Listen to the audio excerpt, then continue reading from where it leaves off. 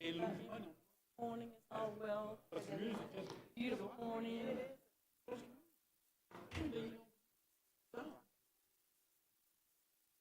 no. No, take anything without unstuck it. Yeah, 'cause, I tell you what always works best is like a goodie powder. They always work. I don't have one. They may up front if they pay a little more for it, but sometimes they have those powders. Lobby. Stores in the lobby.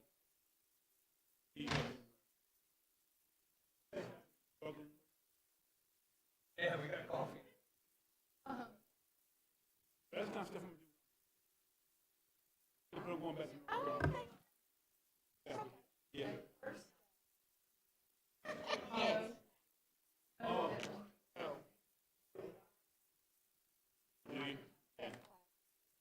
Trying to get a lay of the side, you know? Yes, yes. Yeah, look, we talked about it. I was like, if I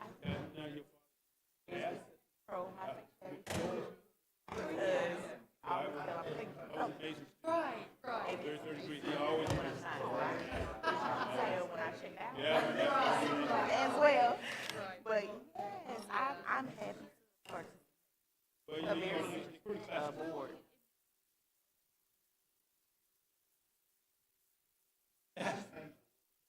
But before I leave, I take there's something special. I'm mostly free. I can take but if you need time, come talk.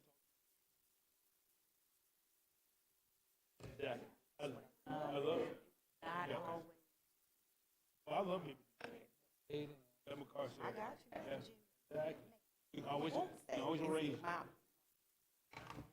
Okay. Well, you know, when you do your job, you gotta be available, right? And approachable. It's called the double A. Available and approachable. You can't leave. Exactly. Yeah. It'd be like 6 months later. Okay. I guess you're right. Well, thanks for participating. I think it's good for the community. All right. Yeah, take care. I think, business.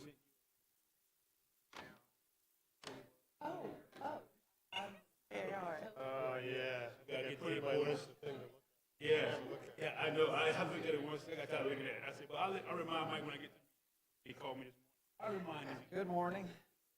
I know what you are. He's beating him up.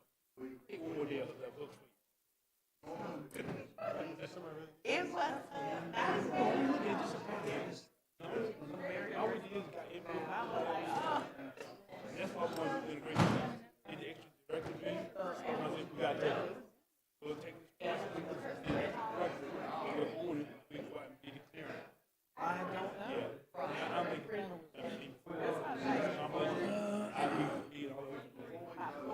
It's 33 colleagues, but everybody was I was like, I could not hear her name. over modular. Yeah.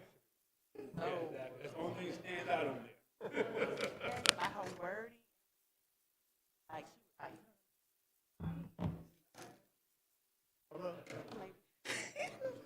it was interesting. Yeah, I'm about to call you about Yeah. what's that? Morning. How you doing, Jim? All right. How was your evening? Nice. I am Go on. okay. I got it. Down along Call me though. right that parallels the river in front of a nice little French-style restaurant.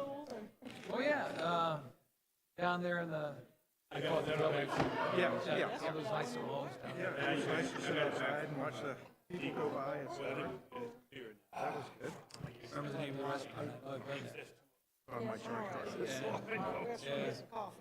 But I prefer to pay for the, They've got a few, there are 3 or 4 restaurants. like the long. This one was open. That's the key. I have to figure it out.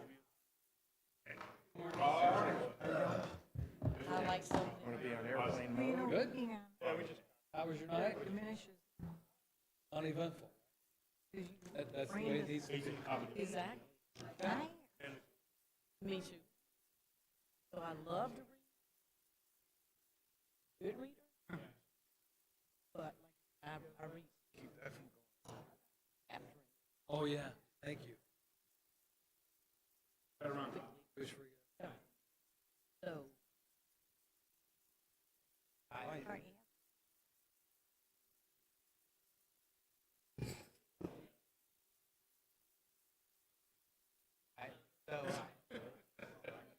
I think a lot of. Hey, how you doing? How are you this morning? I'm doing Yeah, I was fine. talking to Mike Putney there for a while before. Has DHEC issued any He was guidance? deputy commandant They call it. of the mid ship at the Naval Academy. Okay, all right. One of his assignments was retiring, which is a pretty prestigious, Yeah, yeah, not everybody gets that kind of. right, prestigious assignment. Was Navy guy. one of your talked about that's what we're recommending. I know he retired as a captain. Right. Yeah. I was going to look at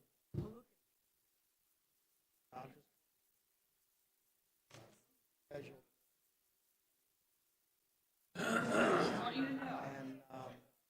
told me they wouldn't see me, the doctor wouldn't. I said, I could have gone. Oh.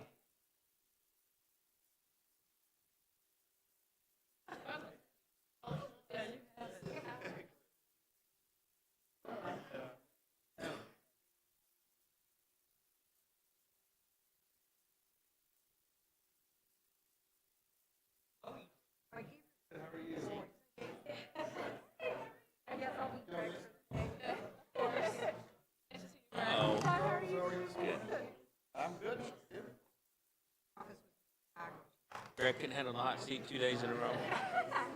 Well, he was saying, he was like, they didn't put me on the spot yesterday. I tried to put him on the spot. He didn't accept my. Oh, man. Yeah, He had his and chance. I'm supposed to fly to Texas on Wednesday, and I'm not sure how that's. Just trying to get him to put his bird vertical. I think not to want to do that. My daughter's out in Elgin, Texas, Austin, touchdown 2 miles. I don't know if there's going to be any kind of detailed discussion about scheduling, but concerned with the current schedule for meetings is I have no desire to drive from Beaufort for a 1-hour meeting. Oh, no, So if you're going to be around, yeah, I live yeah, in me too. Winston. I know. I don't even need it today. So you may find yourself being the chair of a number of those. Yeah, I figure it's important for me to show up at the first one when everybody's just, so there's a. I was trying to be late this morning. I was walking in here, not coming at all. I said, I can skip. For the most part, that's why I asked to get around. I live right behind a high school, and I thought that I was be in traffic, so I had to leave early and get And it tells me, I know they've been doing the sign-ups, et cetera, so. were you on the committee with us last morning? No, yes, I was. We didn't really have much of a meeting. stuff you already have. Well, nuclear materials, Yeah, I was on nuclear materials. that's what I was on last, my first term. Yeah. And I attended every meeting since I live right there. Yeah, it Oh, shouldn't the state bad. I mean, Oh, there yeah. is Just, one document that time, came out that we were looking at the yeah, other day. they talk about that, but The help various research. topics That's the main reason I keep it. for board One meetings. point, when I was in that room, I didn't show all Yeah. the other ones. So that helps. Good spreadsheet. Wait, these are still official your handouts. You didn't, I don't know if you sent it You to did say, everybody. I didn't get it. All right. Well, I can get you. We'll take care of that.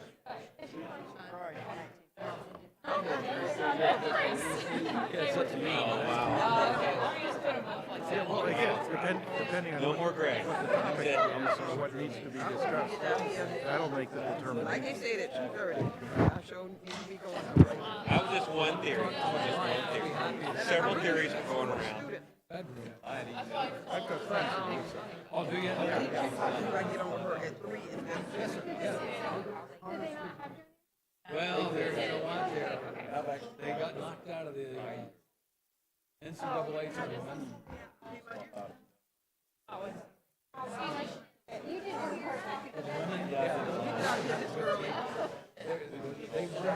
They might only need to be one out. I know they won their first round Or at lunch. game. I can't remember who they played, but they beat them. Right after lunch. I got there and moved my car to the car, so I don't have to pay nothing, because they didn't give me a receipt yesterday. I didn't get one either. I'm with You have a tie from Ohio State? That's the right thing to do. My daughter went to the vet school there in Ohio State. Yep. That's one of the best vet schools in the Yeah. country. Yeah. It ranks up there pretty high. So. And I brought some cookies, but I didn't get them. Well, you take cookies to my kids, but I'm like, I don't think I'm going to see no kids this week. None of us were. Hey, folks, if we could start to find our seats, it's actually after 9 o'clock. I was not watching the clock today.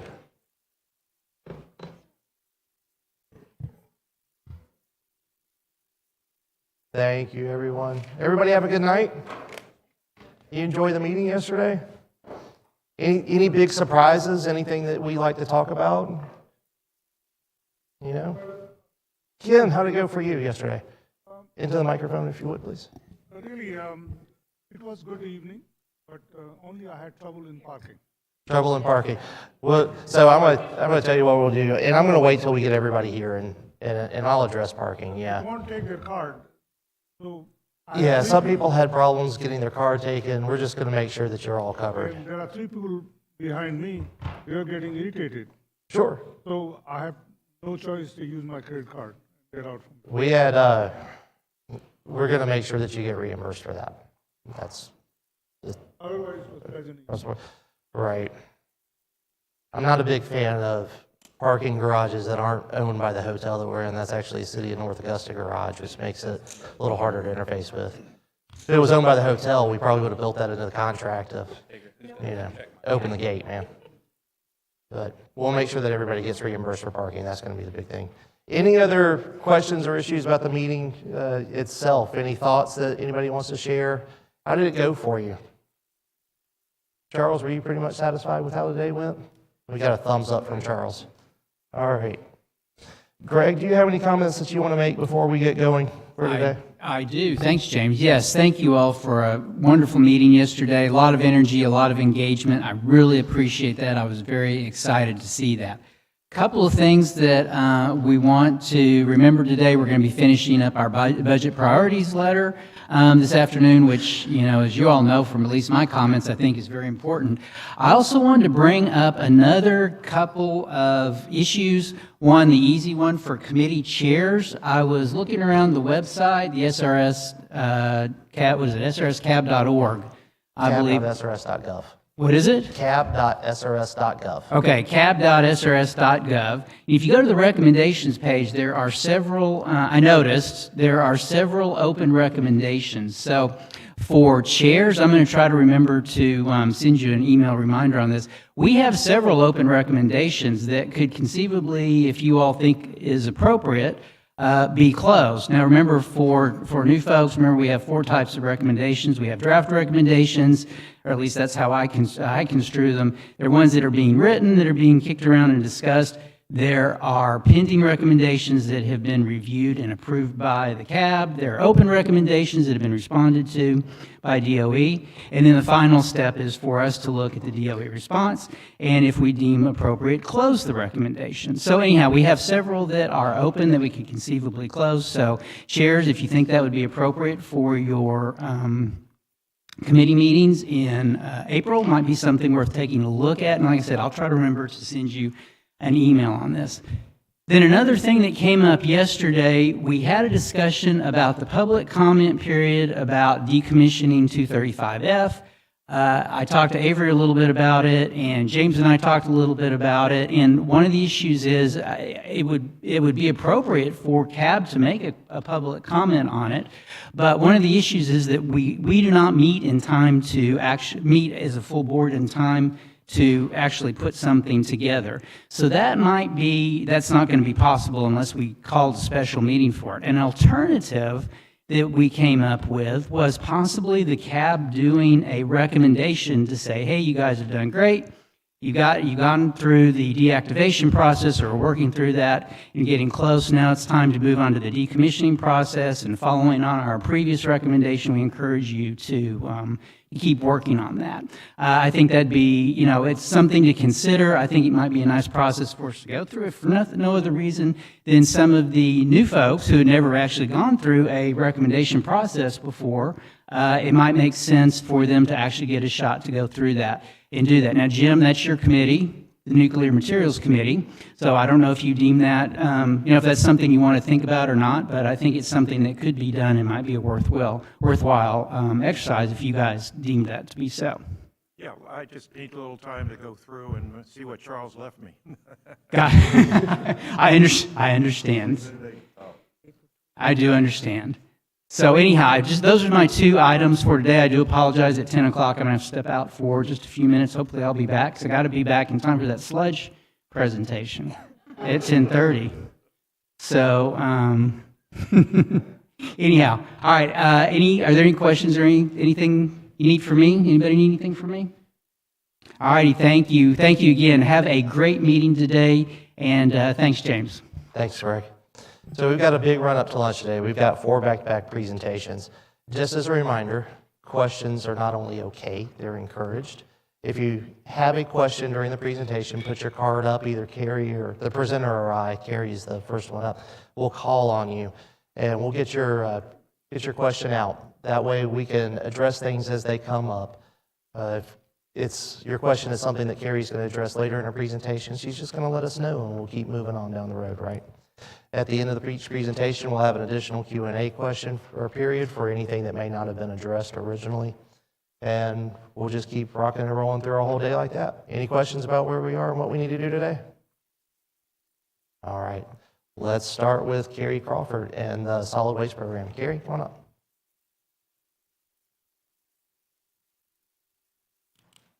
Good morning. Guess this is going to go into presentation mode. Okay, excellent. So I'm Carrie Crawford. I am the SRS Solid Waste Program Manager, and I've been asked to give you a high-level overview of our solid waste program. I will try really hard not to speak in acronyms, but it is kind of a way of life, so if I do, please just forgive me in advance. So we'll start off with just a high-level, what is solid waste? And although it may not seem intuitive, solid waste actually includes solids, semi-solids, liquids, and containerized gaseous material. So that is our scope of waste that we manage at the solid waste facility. We are responsible for several different types of waste, and I'll get into the definitions of these as we go through. But it's transuranic waste, also known as true waste, low-level waste, hazardous and mixed waste, as well as sanitary waste. So that's what I'll be focusing on today. Kind of like as you have in your own home, waste is generated from every day-to-day activity that we do at the Savannah River site. So this is an overview. Oh, good, I can use the pointer. Overview of the Savannah River site. We have many operating facilities, and as they go about their business, they generate waste. We want to make sure that waste is managed properly in compliance with all regulations, as well as safely for the workers and the environment. So that's what we're here to do. So examples of waste that's generated at the Savannah River site can include discarded personal protective equipment like shoe covers or gloves or lab coats, tools and equipment that may have residual radioactive contamination or chemical contamination on them, any cleanup materials from soil and groundwater projects or D&D activities, just anything that we're doing pretty much generates waste, kind of like in your own home. Anytime you do any project at home, chances are you have something to clean up at the end That's what we do as well. So I mentioned that we would go over the waste types that we manage. This is a high level, and I understand there was a briefing to the CAB a couple months ago about transuranic waste that went into more detail. So I may not go as far into the details of true waste, and if you weren't part of that, by all means, feel free to ask any questions. But transuranic waste has a concentration-based definition, and it really gets into the type of radioactivity that's present in the waste. We have to look at the type of isotope that's involved. It's got to be transuranic, which is atomic number greater than 92, so greater than uranium, which is plutonium, neptunium, americium, etc. It's got to be alpha emitting. It has to have a half-life greater than 20 years. Once you look at all of that, then you say, well, what's the concentration? And Curies is the unit that we use to measure radioactivity. So if you have more than 100 nanocuries per gram of waste of these special specific type of radionuclides, that's what determines what transuranic waste is. I realize that's kind of a lot to absorb, kind of a scientific base, but that's how we determine what transuranic waste is. Yes. Yeah. Yeah, and I've got more slides about each of these waste types, so good lead-in. Low-level waste is defined by what it is not. So it's radiologically contaminated, but it's not high-level waste, which is a specific type of waste that's managed by the liquid waste contractor at Savannah River Site. It's not spent nuclear fuel. It's not transuranic waste. It's not byproduct material. It's not naturally occurring radioactive material. So anything that's not any of these, that is low-level waste. So it's incidentally contaminated shoe covers. It is empty sample bottles that have residual radioactivity on them. Hazardous and mixed waste gets into the chemical or other physical properties that have been defined by EPA and South Carolina DHEC as being hazardous, like corrosive, reactive, ignitable, toxic. That's a hazardous waste. If a hazardous waste is also radioactive, we call it a mixed waste. And then it's got to be managed according to the RAD requirements as well as the hazardous components. Then sanitary waste is everything else that doesn't meet one of these other categories. So moving on, this is an overview aerial photo of our solid waste management facility in E area at the Savannah River site. And I'll get into each of the waste types and areas. But this part of the facility is where we manage and dispose of our low-level waste. We also have covered pads where we store and manage transuranic waste, and then covered buildings where we store and manage our hazardous and mixed waste. So we will move into each of the waste types, and I'll go over the types of materials. So transuranic waste definitely generated at the Savannah River site. It's generated in many of our operating facilities. It's the contaminated job control waste that has these higher, the specific nuclides that I mentioned before, the plutonium, the americium, higher concentrations of those nuclides is what generates the transuranic waste. So in terms of the physical nature, it may seem like low-level waste, very similar. It could be job control waste, but because it's got this higher concentration of these specific radionuclides, it has to be managed as transuranic waste. So it could be D&D waste, any number of things. It just depends on the radionuclides actually present on the waste is what then governs that it must be managed as transuranic waste. So we store transuranic waste at the solid waste management facility that's generated from all the different facilities on site, such as the lab, H Canyon, 235F that you mentioned. It generated quite a bit of true waste in the risk reduction efforts that were recently gone through. We characterize it at the solid waste management facility to make sure that it meets the WIP requirements, WIP being the Waste Isolation Pilot Plant in New Mexico. That is the only facility that can take transuranic waste. That is our disposal location for transuranic waste. So all of our true waste, as we call it, goes to WIP ultimately for disposal. Next, low-level waste. We generate that on site. It also gets generated by specific naval reactor facilities. In the NR facilities on the East Coast send their low-level waste to Savannah River site for disposal. And this is an agreement between DOE Savannah River and the specific naval reactor facilities with the blessing of the state for these waste items to be disposed of at SRS. We can store low-level waste if we need to at an E area. We have a lot of on-site disposal, and I'll go into the specific types of disposal that we use for low-level waste in the next slide. We also have the option to send low-level waste off-site for disposal.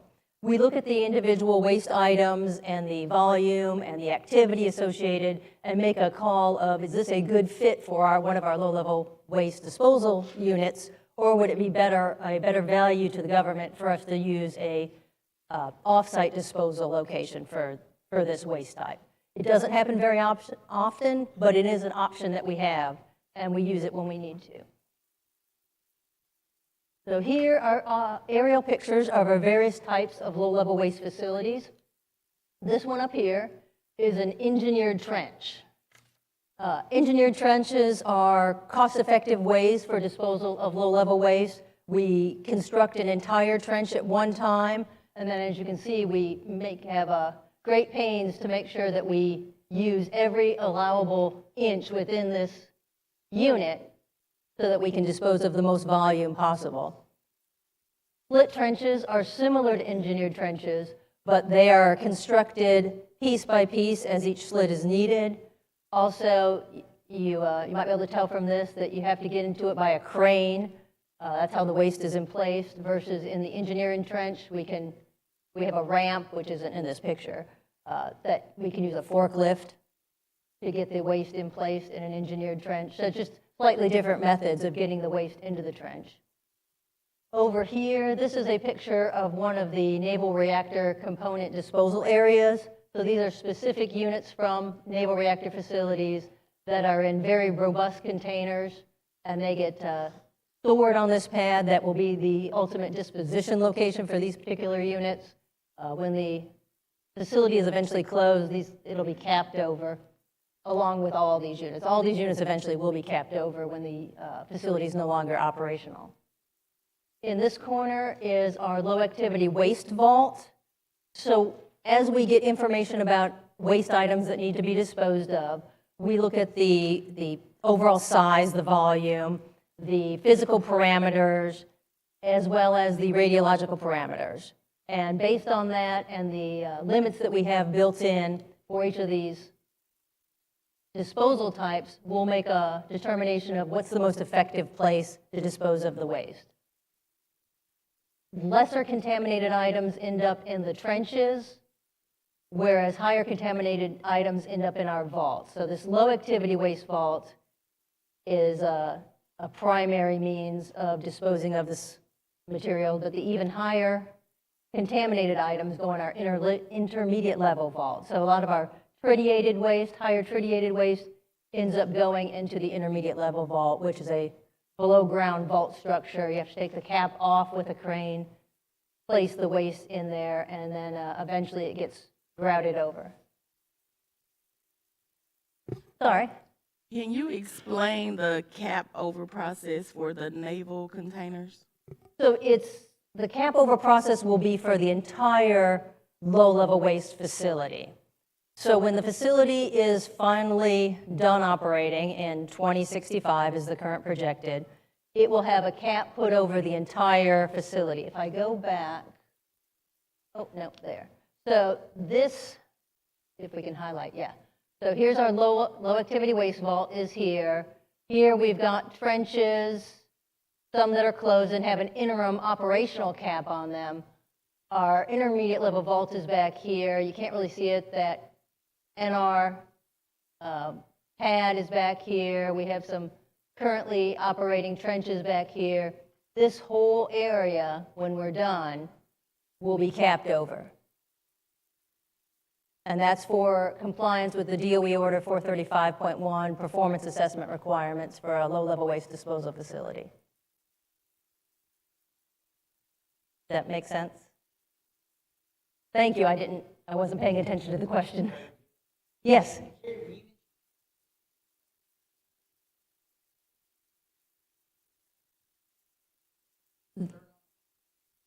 So there's a whole design for closure of the facility, and it does involve both a liner, geological fill material, as well as then soil cover. And it assumes institutional control for the next 100 years after that as well. Yeah. Yes.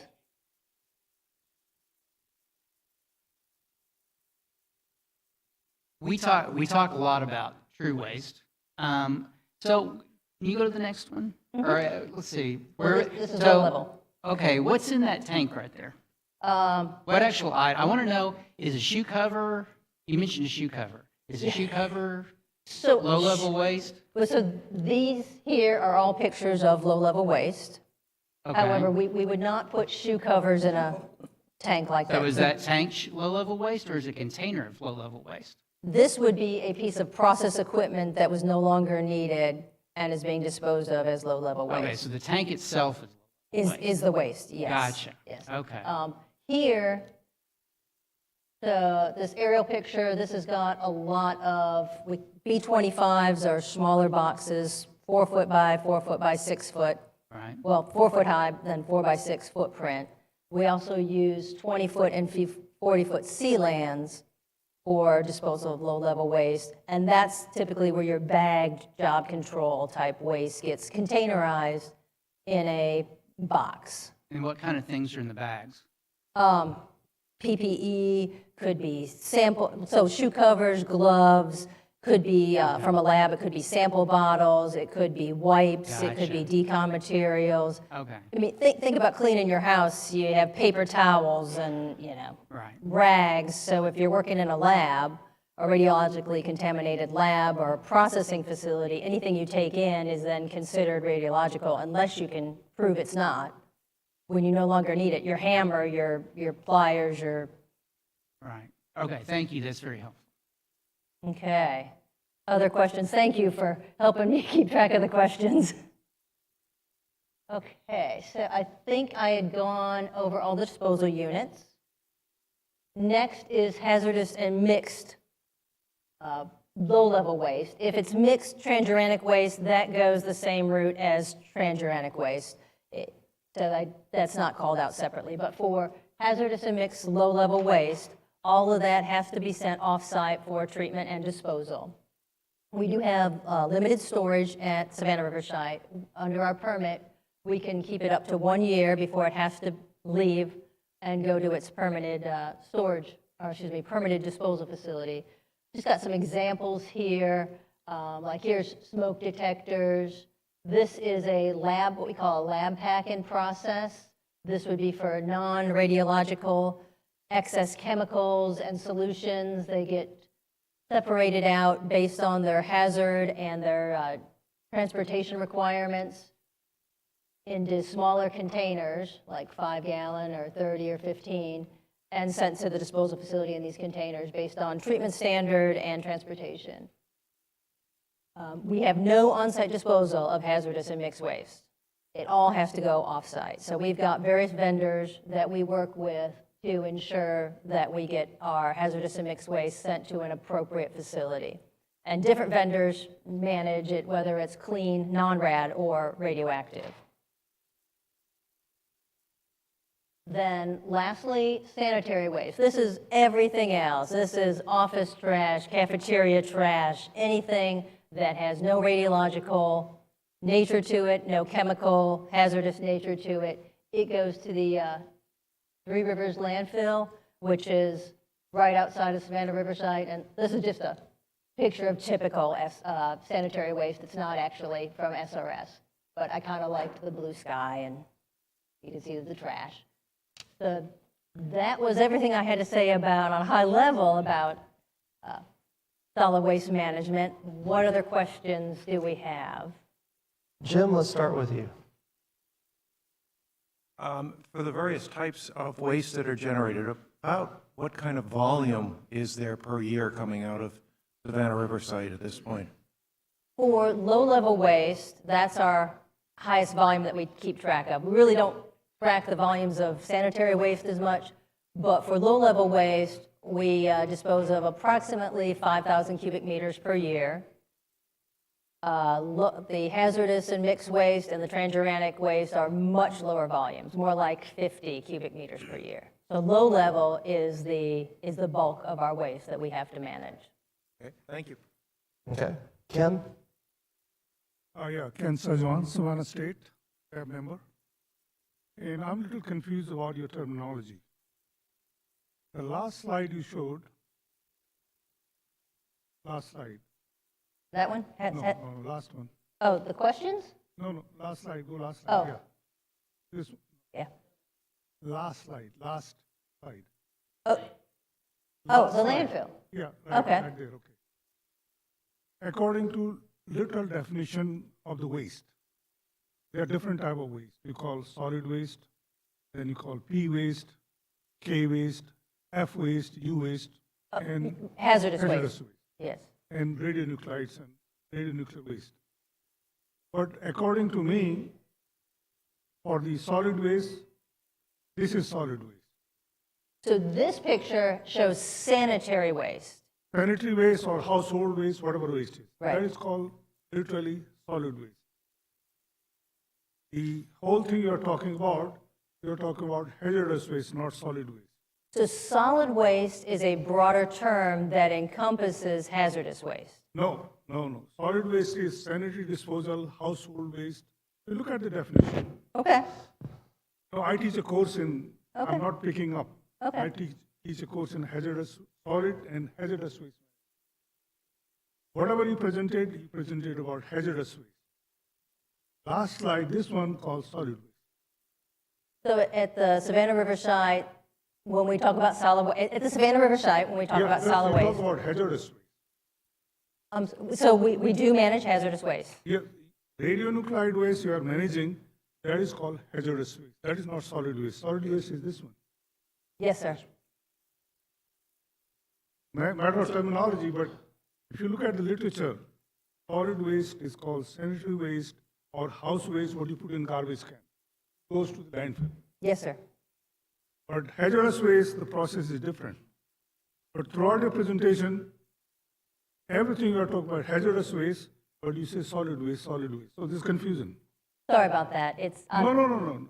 I'm just using the terminology for the facility that manages all these different waste types.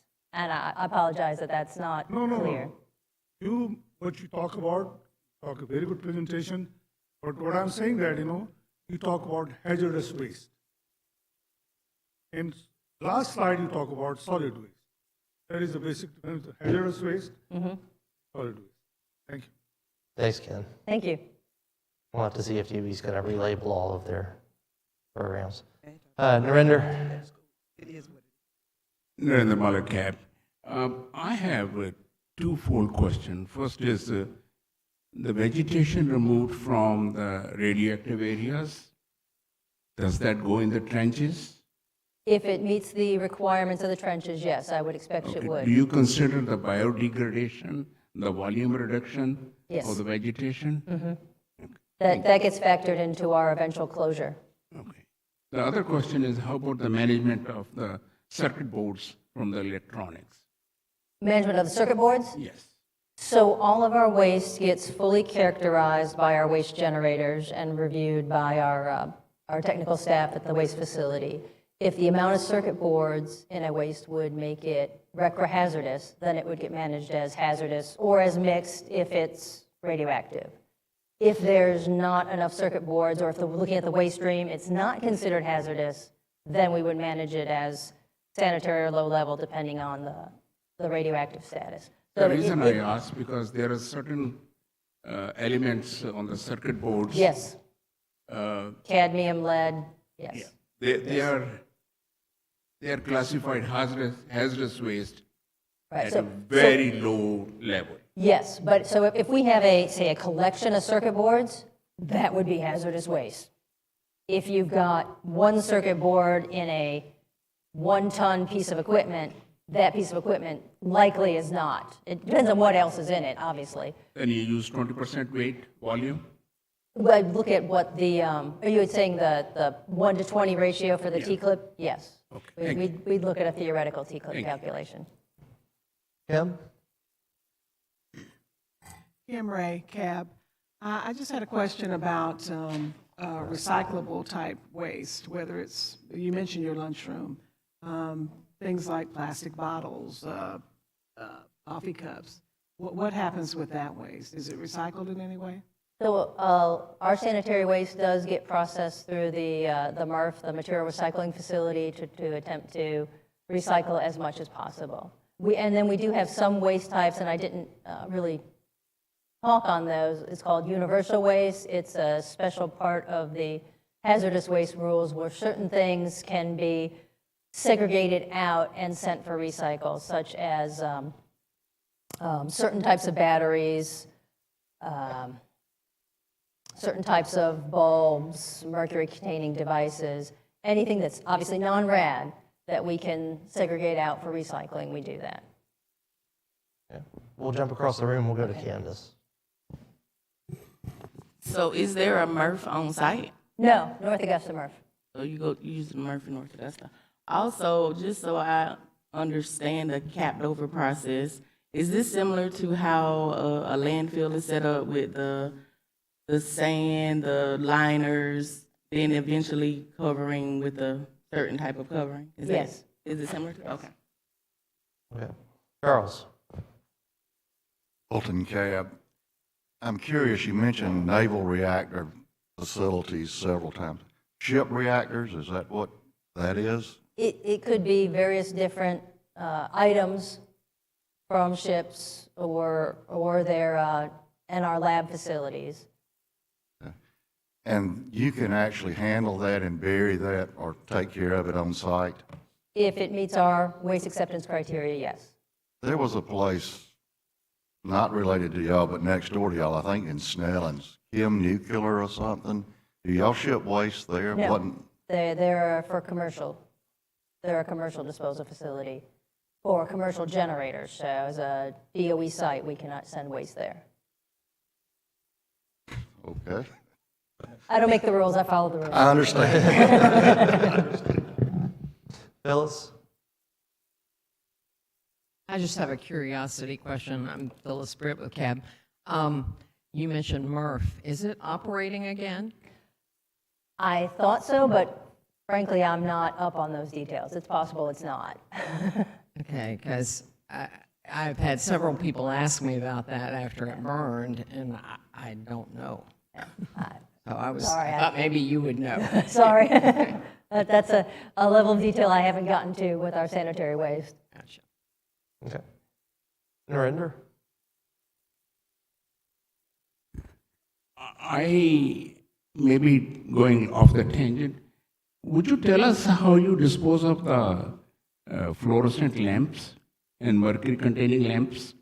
So if lamps are non-radiological, and if they meet the criteria for our universal waste program, then they get sent for recycle to an appropriate vendor. And same with any mercury-containing devices. If anything is radiological, then that's off the table, and we would have to manage it as either low-level waste or mixed waste, depending on if it's mercury-containing and it's radiological, that's mixed waste. That's easy. The bulbs that aren't mercury-containing, we'd have to look at what the characteristics are to see is it actually hazardous or not. Okay. Any other follow-up questions from around the table? Thomas, you have something that you would like to add?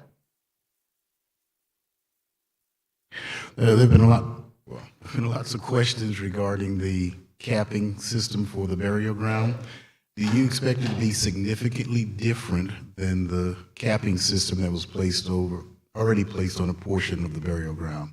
Some of these folks weren't around when we did the capping earlier on a much larger portion of the burial I expect that the design will be similar in nature to that. Okay. Greg? Yeah, thanks again, Carrie. So at one point you mentioned that it was going to be capped and for 100, I guess before you said something along the lines of 100-year monitoring term? So there's a 100-year institutional control period. What happens after the 100 years? For the purposes of our performance assessment that we're required to have on the low-level waste disposal facility, we assume that there's no longer any control over that, and that there's no institutional knowledge, that everybody has forgotten that it even exists there, and we assume somebody's gone and built a house on top. Really? Yes, as a worst case. Would you build a house on top of I would not. It's a worst case.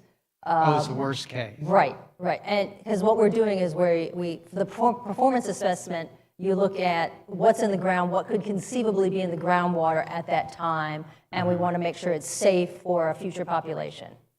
Do you assume that in reality there will still be institutional control of some sort?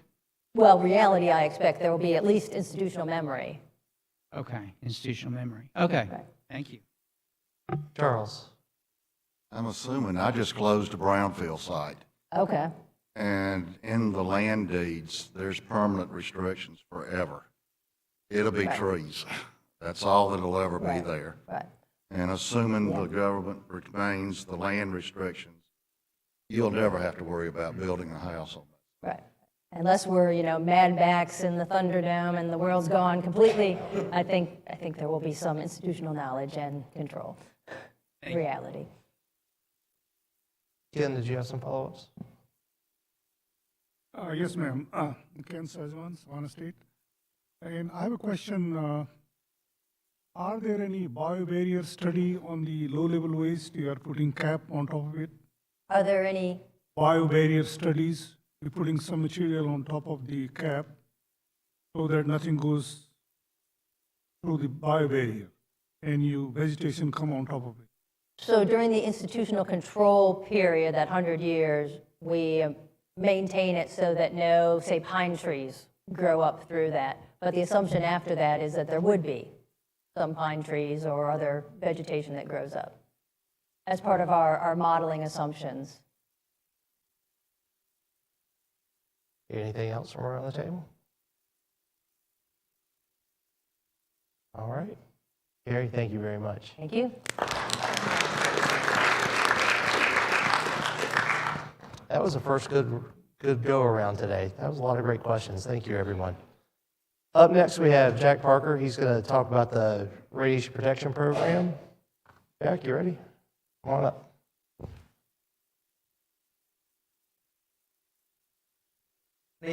Citizens Advisory Board. My name is Jack Parker, and I am a health physicist. I work for the Department of Energy at Savannah River Site doing oversight of radiation protection. And yes, health physics simply means that health physicists are simply interested in radiation protection.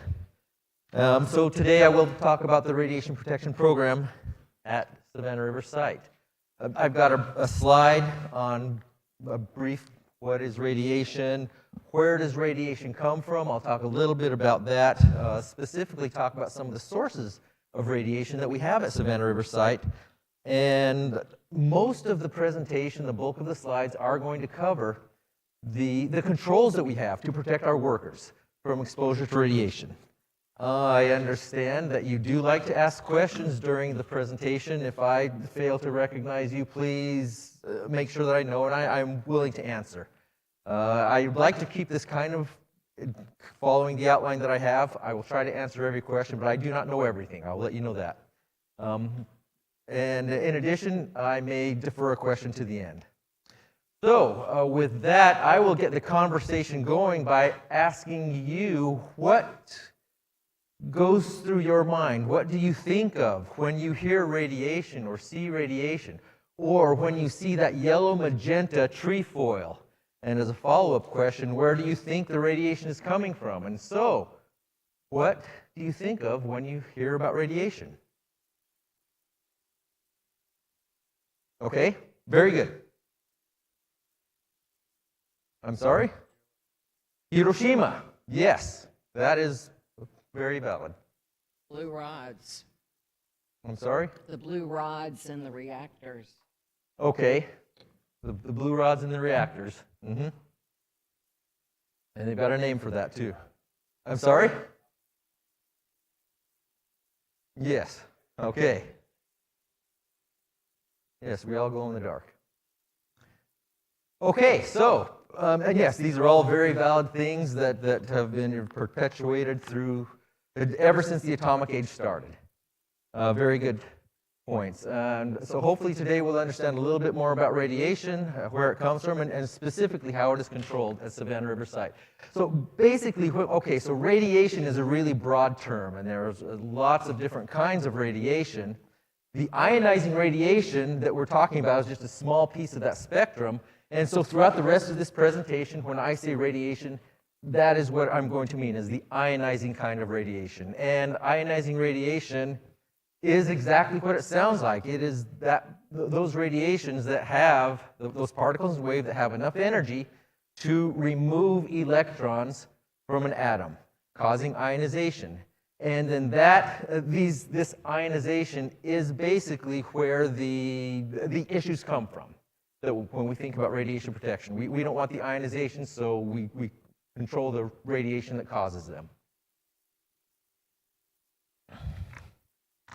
Okay, and I've got my talking points here. Okay, so where does radiation come from? There are basically two main bins that we can put radiation in. There are the natural sources of radiation or man-made sources of radiation. Now, the Earth is inherently radioactive, and so therefore everything we derive from the Earth has a little bit of radioactive material in it. Here are some examples. Building materials. I think this is a picture of probably some granite blocks or something, some granite countertops, I don't know. Radon is certainly a large piece of our natural radiation, the natural radiation that we have. It comes from the uranium that decays into other things, and eventually this radon gas percolates up through the soil, gets into our structures in our buildings and concentrates there. It also gets into the general atmosphere, but is diffused quite readily. The food we eat has a little bit of radioactive material in it as well, because it comes from the Earth. Therefore, when we eat our food, we are ingesting a tiny bit of radioactive material, and we ourselves become slightly radioactive. Finally, another component of the natural source is the cosmos. The sun is probably the biggest component of that for us on the Earth, but cosmic radiation is also a component of the natural radiation that is just around. Man-made sources, also medical, has figured out some very useful things to do with the radiation. X-rays, CAT scans, nuclear medicine, either diagnostic or therapeutic, is a source of our of radiation. Nuclear power. We see the cooling towers here. For example, Vogel plant that is just across the river, just across the Savannah River, close to here, has lots of radioactive material in there. I think there are 4 nuclear power plants in South Carolina and a couple more that border on the state, but it is a source of radiation. Okay, consumer products, certain uses in industry. I've got a picture here of just an X-ray machine in an airport taking images of luggage. And finally, during the 1950s and 60s, principally, several nations tested nuclear weapons atmospherically, and so there is a little bit of fallout. Went worldwide, globally. So everywhere, there's a little bit of radioactive material spread around the Earth on the dirt that is around us. And these are definitely not all the sources of radiation, either man-made or natural, that are around, but here are just a few examples. Okay, so in the United States, the average citizen gets about 620 millirem per year. A millirem is simply a measure of radiation dose. And when I say dose, what I'm talking about is, that's what health physicists use to measure the amount of energy a human body absorbs from ionizing radiation.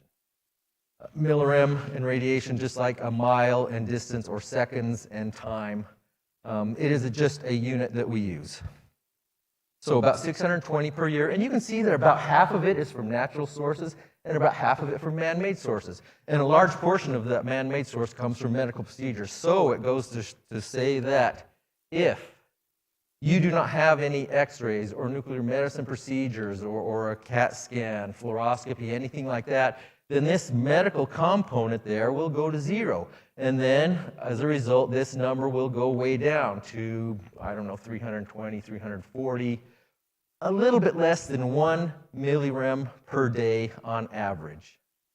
And that's kind of a good number to keep in mind. From natural sources, about 1 millirem per day. And then also the natural sources, these are just averages of the United States. It depends on where you live, it depends on what you do. That component of natural background radiation and the man-made background radiation that people get. Now, at Savannah River Site, we do not control anything from the background radiation. What we are concerned about is the radiation that comes from our sources, our material, that are on site. Okay, so where does the radiation come from at Savannah River Site? Here are just a few examples. This is not all of the sources. During the Cold War, when Savannah River Site was producing lots of radioactive materials, because to make plutonium, you get a lot of waste, a lot of liquid waste, and I believe we're going to talk a little bit about that in the next talk. But anyway, we've got millions of gallons of liquid waste that are stored in underground tanks. That is a source of radiation.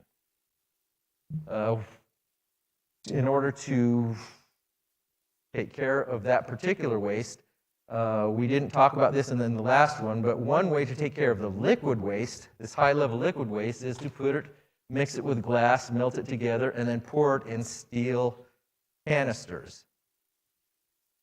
It is a source of radiation as well. These are quite radioactive once they get processed. We made a lot of plutonium back in the 1950s, 60s, 70s, 80s, and now we store a lot of it in one of these concrete structures. This is our K reactor that has been repurposed to store special nuclear material. And that is a source of radiation for our workers. And finally, Ms. Crawford talked about the waste that is generated, another source of radiation. And here's just another picture of our solid waste burial facility at Savannah River Site. Here are just a few examples of where radiation might come from and might expose our workers. Okay, it is important to understand a little bit of the physics and some of the properties of ionizing radiation. Basically, we are exposed to alpha, beta, gamma, or neutron radiation.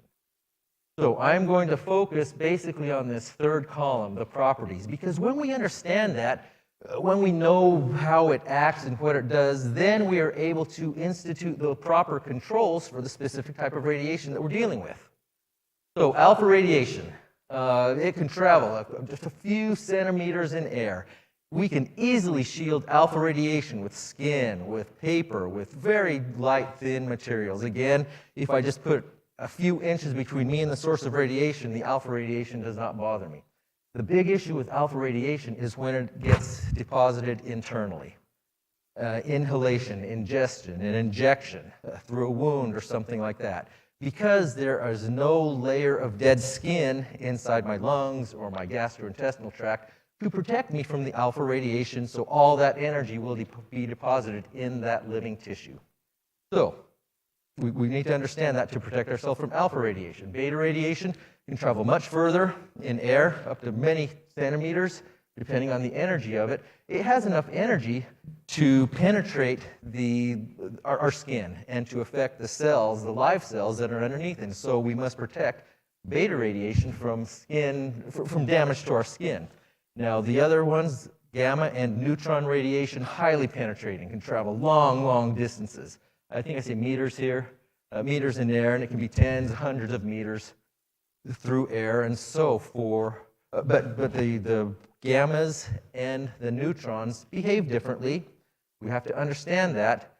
For example, the gamma radiation, something very dense makes a very good shield for it. Lead, a very dense material. Tungsten, a very dense material, make excellent shields from gamma radiation. Neutrons behave a little bit differently, and so things like concrete and water also make good radiation shields for the neutrons, the best ones actually. And the gammas also, we can shield those with enough concrete, enough water, make excellent shields. So, understanding the types of radiation and how they behave helps us understand the right kind of controls to protect our workers. Okay, so getting into the basic principles of radiation protection. There's this concept, as low as reasonably achievable. We try to drive the doses as low as reasonably achievable and this is not just at Savannah River site, this is worldwide. Any health physicist in the world understands this concept. But the question is, what is reasonable? I kind of put it in the red point there, in the red text there, things to consider as far as what reasonable might be. I can drive doses at Savannah River site for our workers down to 0. All I have to do is lock the gates, lock the barricades, keep the workers out of the facilities, nobody comes close to it, and there is no occupational dose at Savannah River site. What is the problem with that? Is that a reasonable thing to do? What might be the problem? Nothing gets done. No work gets done, but it's there. At least the radiation is there. I mean, yeah, we don't have to work around it, but the problem is the material is still there, and it is vulnerable. Those tanks might leak, get into the water table, get into the Savannah River, go down flowing toward toward Savannah or something like that, or towards Charleston. And so that is not, it's not a practical thing to do. Our social responsibility is to clean it up. And so therefore, that is a reasonable thing to do. How about if we do the work, but I just build robots in there to do all the work for us, to keep our workers out of it? Does that sound like a reasonable thing to do? The thing is that technically, I don't think a robot, even a remote-controlled one, will be able to do some of the work that requires human interaction. You know, the fine, very fine work that requires dexterity, immediate decision-making in certain things. Anyway, doing that would be economically impractical. The cost would be enormous. Dwarfing, you know, that would cost us too much. And so that is the concept behind ALARA. We will keep doses as low as we can, but we have to expect some dose to our workers in order to get the work done. The main thing is that we will not expose any worker unless the benefit to that is greater than the risks involved. Okay. All right, so this is a slide that has lots of words on it. We must comply with the law. And to do that, the Department of Energy has written other types of standards that we must comply with as well. These orders tell us how to comply with occupational radiation protection, the things that we have to do. We have standards and guides that give us, again, standards and guidelines. If you follow these, then you'll be sure to be complying with the intent and the letter of the law. Those are written into our site manuals and procedures. And so we can go to our procedures and say, this is exactly what to do. This is how to do it in order to make sure that we comply with the law. And the main thing is to keep the doses, again, as low as we can. So everything basically focuses on this dose concept. Now, just as an example, this item number 4 here. 5,000 millirem per year for a radiation worker is the legal limit. It's just a number they picked, and there is some basis behind picking that number. But we cannot let any of our workers get above 5,000 millirem in a year without violating the regulation. Well, DOE came and said, you know what, this 5,000 millirem, we don't want to approach it, so we don't want our workers to get above 2,000. Okay, and if a worker does, you have to come tell us. Or if a worker is about to get above 2,000, you have to come tell DOE, and this is the headquarters DOE level. So our contractors on site looked at that and said, we don't want to have to do that, so we're going to set our dose limits lower. So for 2021, Parsons had just started up a brand new facility. It was new technology, a new facility. They didn't really know what to expect. They did the best engineering, the best calculations that they knew that they could do. However, they guessed they could keep their workers less than 1,000 a year, and so they set that's where they set their limit. Our other contractors, the M&O contractor, management and operating, our liquid waste contractors, the other contractors, have been operating the facilities for many years, knew what to expect, were familiar with the operations, and so they could set theirs easily and be comfortable with 500 a year. As a DOE worker, I do not do work hands-on, but I do the oversight. And so not being the hazard hugger right there, my limit is even set lower. And so this is kind of how things work in trying to get that ALARA concept, get things down as low as we can. Now, this does not mean that, for example, let's say SRNS, they get a worker that, all their workers are less than 500 a year. Yay, we did it, we were successful, and yes, that is true, but that is not the goal, to get them below 500. The goal is to get them much lower than that. Yes, sir. Yeah. Real quick, thank you, Greg Murray, Cap. So do you all negotiate that, the limits with the contractors? Is that part of the contract? It is in their site, actually, no, it is not in their site procedures. The committees that oversee radiation protection for each of the contractors decide on those numbers. It is done with DOE oversight. It is not really a negotiation. This is something that the contractors have come up with, and DOE has implicitly agreed to it. So it's not part of the contract negotiation? It is not part of the contract negotiation, no. Thank you. Question? Yes, sir. How do the numbers compare to Plant Vogel? I cannot answer that question. I am sorry. I know that the NRC has the same 5,000 limit, and that is all I know. I do not know what the contractors that work Plant Vogel do. I'm sorry. Cannot answer that. Yes, sir. I have a question about, is there any law for underground storage tank? Who oversees the material you have put underground? So tank, they age, erosion takes place, leaking takes place.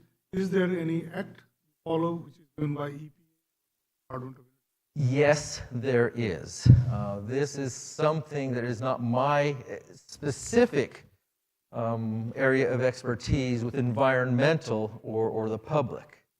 There is a DOE order that says for things like that, for the environment and the public, you must keep yes, it does talk about that. Those limits are consistent with this bottom one. Now, this 100 millirem per year carries the same weight as this 100 millirem per year for non-radiation workers, for public, for visitors, carries the same weight as this for radiation workers. Now, the order that talks about this specific things, the tank waste and potential leakage, getting into the rivers or in the environment, is governed by Order 458.1 for the DOE. And I can tell you that their dose limits are, much lower, even lower still than those. It's for real property, I think it's 25 millirem per year. Personal property, for each piece of personal property, let's say that, for example, this is a piece of personal property. If it was in a radiation area and got potentially contaminated, we would have to make sure that if it gets released, it doesn't give any more than 1 per year to any one member of the public, which is kind of hard to do, seeing that the natural component gives about 1 per day. So yes, there are rules and laws for environmental and public. Yeah. Back to my question again. I'm kind of curious, and I fly quite a bit. Okay. Like flying from Savannah to Los Angeles to Australia. Yes. I made over 11 trips thus far. Okay. So how much of radioactivity I must have gained? Cost me days. Okay. Each trip, how much it costs? I can't tell you exactly how much, but I can tell you that your radiation dose from flying is much higher than mine, because I have not taken any flights this year. Maybe I took one last year. How much it stays in your body? None of that would stay in the body. It would be kind of like a sunburn, where the sun, the ultraviolet rays don't stay in your body, but the effect does. So it does not stay in your body unless it is actually ingested somehow, and this cosmic radiation will not stay in the body. Oh, yes. So what happens if an employee is found to have a higher dose than agreed upon? Is there like an agency that's notified? Is there like a decontamination process? What happens?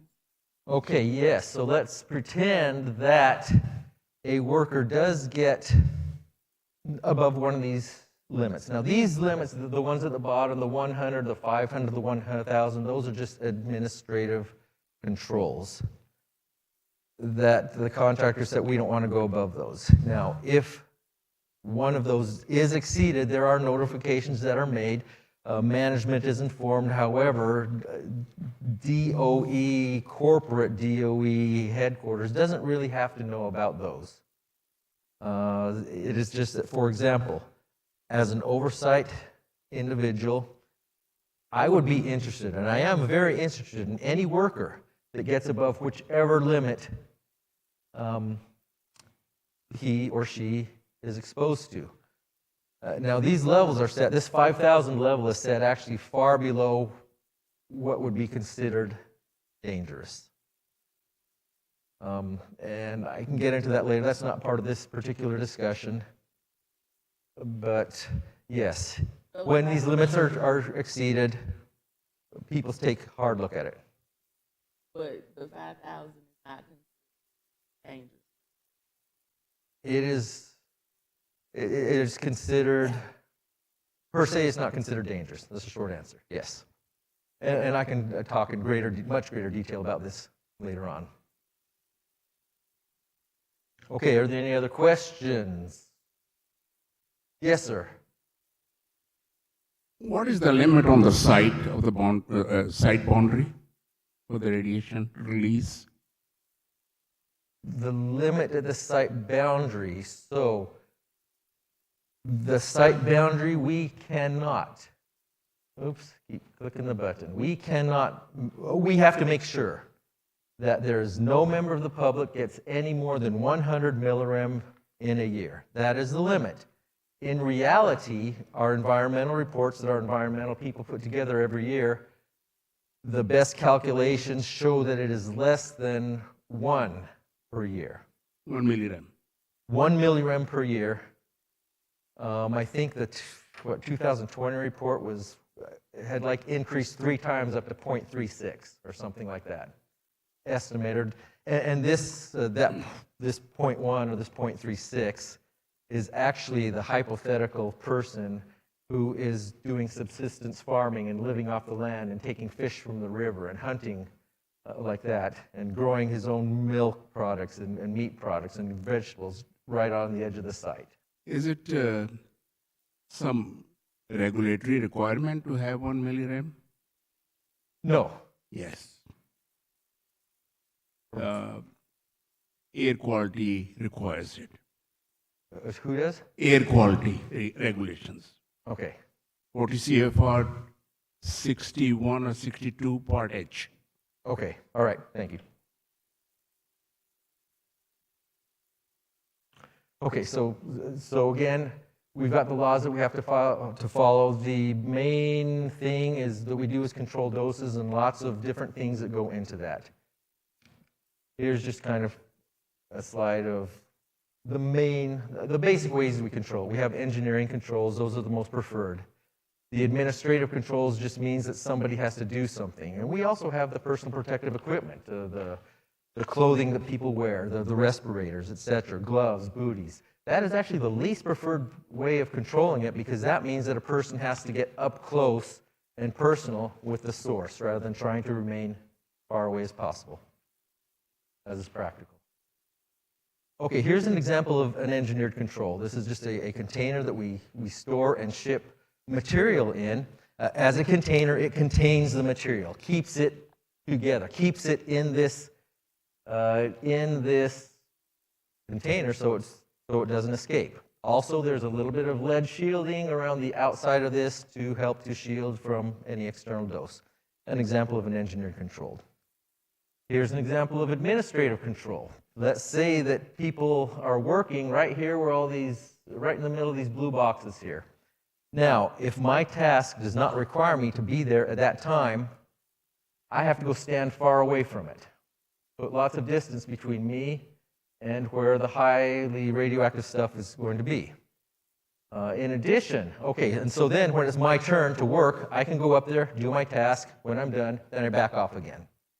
That's an example of some administrative controls we have. In addition, when we take care of the material in there, we put it in a basket or a bin, lead shielded, wrap it up, and then roll it over into the corner here so the people working there put some extra distance between them and some other material.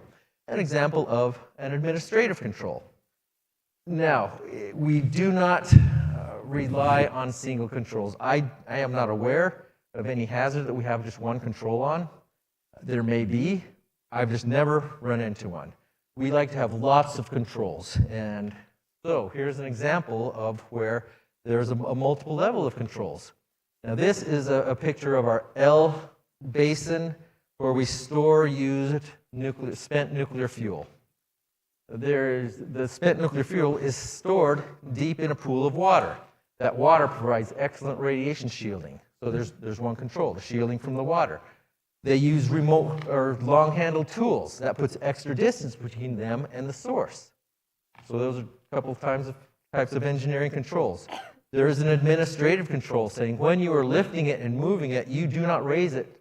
You only raise it as high as has to be raised, and then move it along. That keeps the distance between the worker and the source. So that's an example of administrative control. And finally, you can see the workers here wearing some yellow protective clothing, just in case there happens to be some contamination that is in the water that gets out or onto the floor there. So here's an example. And then there are many more controls that are associated with this particular evolution. I just pointed out a few of them.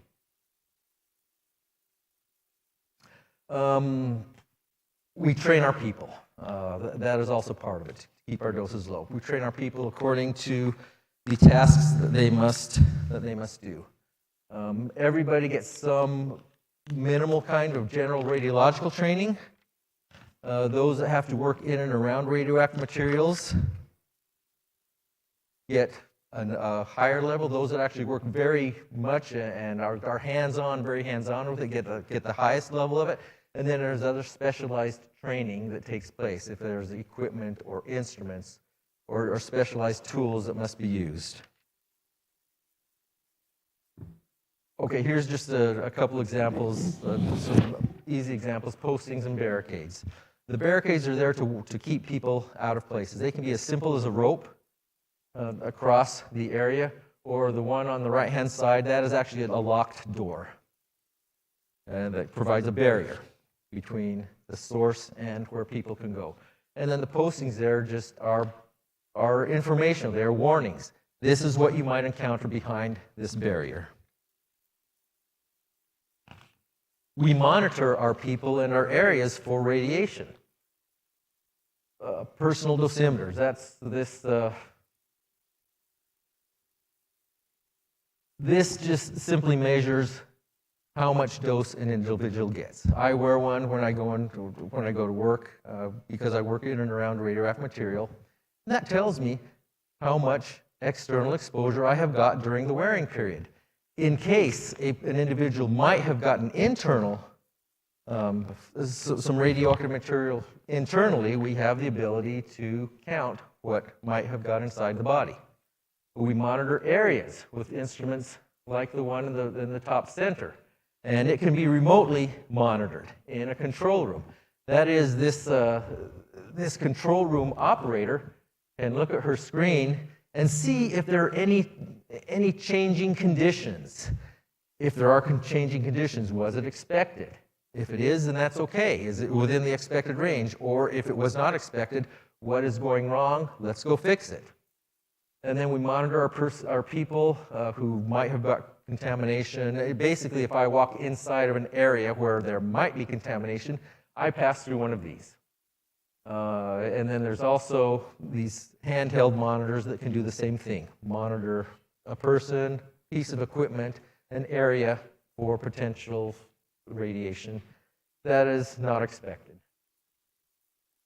And we keep records of lots of stuff. Just a few examples of some of the records that we keep. Training records, dose records, instrumentation records, assessments, audits. So, and those are just a few examples of some of the things that we do as far as the radiation protection program. There's lots and lots of other things. So how well do we do?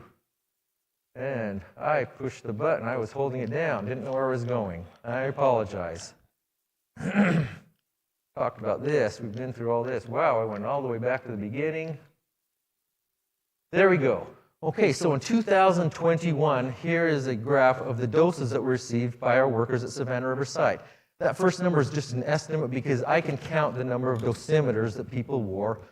I did not bother to go back and see exactly how many workers were at Savannah River Site. So what I took was the number of workers who wore a dosimeter, and then made the number up to 11,000, the approximate number of workers out there. So, okay, about 6,000 of our workers got zero dose or unmonitored.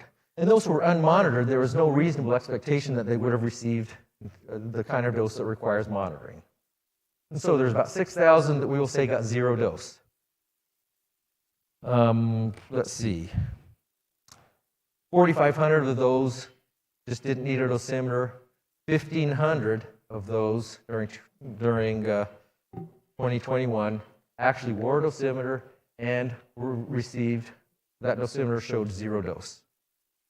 The next one, between 5 and 100 millirem, and this is for a year. Of those, let's see, 3,000, roughly 3,000 of that second column got 20 or less. And so that means 1,600, almost 1,700 got more than 20, 21 to 100. And then you can see the numbers taper off greatly. So a great majority of our workers got 100 millirem during the year or less of occupational radiation dose. And so, in summary, yes, we understand the sources of radiation at Savannah River Site. We know where it comes from, and we have the controls. At least we do our best to have the controls of how to of protecting our workers. I did touch on a number of the different types of controls. There are many, many more, but the bottom thing is that keeping these doses of LARA. Just because someone gets less than 500 or less than 150 in a year does not mean that we're doing a good job. As we saw on this other slide, we were trying to keep everybody far below as 500 as possible. And with that, I think that's the end of the presentation. May I entertain other questions? Yes, sir. Oh, yes. I'll let you call on. Yes. Yes. What about food irradiation? Food irradiation. Okay, that is a good question. Food irradiation. Now, first of all, the purpose behind food irradiation.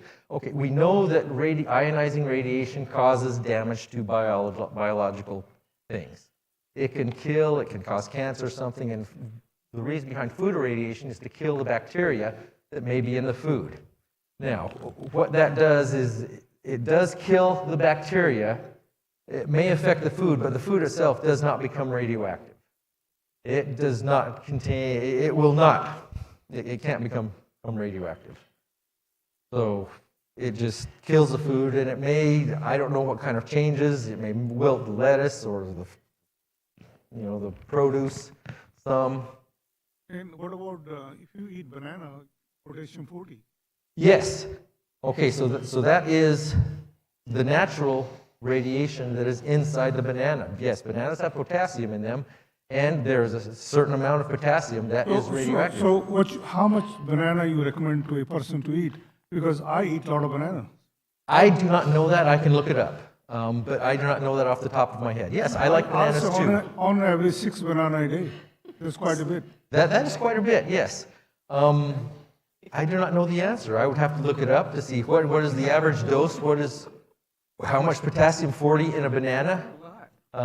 You could look up how much is the average dose from a single banana. How long it stays in the body? It does stay in the body, and again, there is a biological factor. Now, potassium is used in the body, and so it will stay in the body more than something like a plutonium oxide would. If I eat plutonium oxide, that has a very low solubility, and it'll run right through me. But if I breathe it in, that's a different problem. Now, eating a banana, the potassium would be used in the body. Now, people have been eating bananas, have been eating meat, and for a long, long time. And that radiation dose that you're getting from flying, from eating extra bananas, is going to increase your particular background radiation dose. Now, the human body is excellent at taking care of things like that. Your cells regenerate, repair, and can usually recognize any kind of damage coming from radiation and take care of it, which is why you look as good as you do right now instead of having died 10 or 15 years ago from the radiation.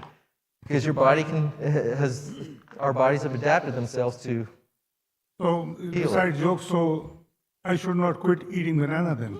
No, you should not quit eating bananas. I would recommend against quit eating your bananas. Yes. Thank you. Dave, we'll go over here to the corner. Yes. Dave Vacas, CAB. Thank you for your informative presentation. Back on slide 8. I'm sorry. Okay. Yes, sir. Back on slide 8, you talked about alpha radiation, and you said that the radiation was stopped by the skin. So this doesn't make any sense to me, but if someone were wearing the proper face mask to cover their nose and their mouth, and they didn't have any open cuts on their hands, would they be able to handle uranium and plutonium safely with bare hands? Yes, they would be protected from the alpha radiation coming from the uranium, from the plutonium, from the other transuranic. Yes, that is why we put workers oftentimes in the respiratory protection, in the full covers, because especially dealing with the fine powders and the oxides that can be breathed in. But yes, it will protect them from any of the alpha radiation. We don't want it inside. Keep it outside, and we can protect from the alpha. There is some photons, a little bit of X-rays that come from all these, and some betas as well. So you don't want to take that uranium and stick it in your pocket. You'll be protected from the alphas, but again, some of the beta and the gamma radiation that's coming off of theirs, the alpha is the highest component from a uranium, for example. So yes, the answer is yes, you will be protected from the alphas. Thank you. Any other questions from around the table? Going once, going twice, seeing none. Okay, thank you. Nice check. All right, folks, we're a little fast. We've just done 2 presentations. Do we need to take a 10? Yes. Yeah, let's take 10. We'll come back at 10:30, and we'll keep rocking and rolling, okay? And mics are hot during the break, so please be mindful of that. They're going to turn them off.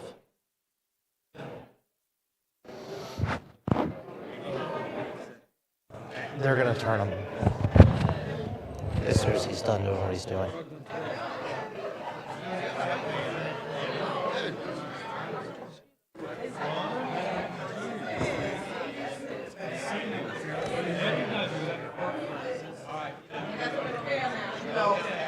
Hey, how you doing?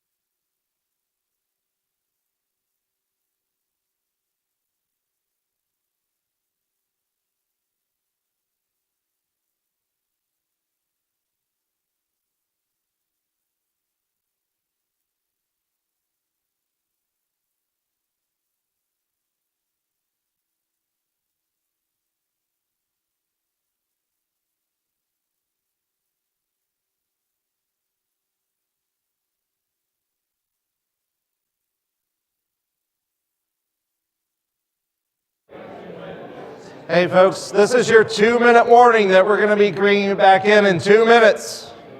10 minutes goes fast. 2 minutes, everyone. Thank you.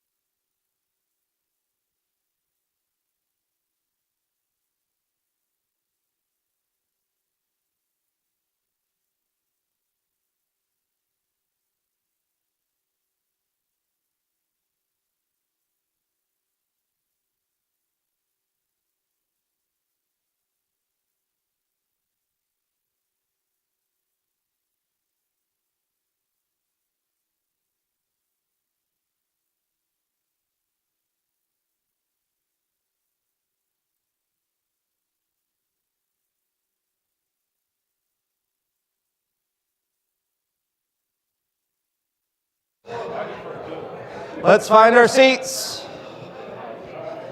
You got 2 extra minutes out of me. Come on. Let's bring it in. You wound up with 12 minutes instead of 10.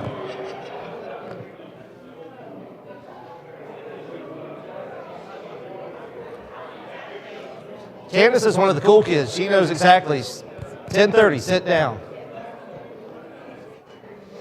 Do you have the remote and everything? All right.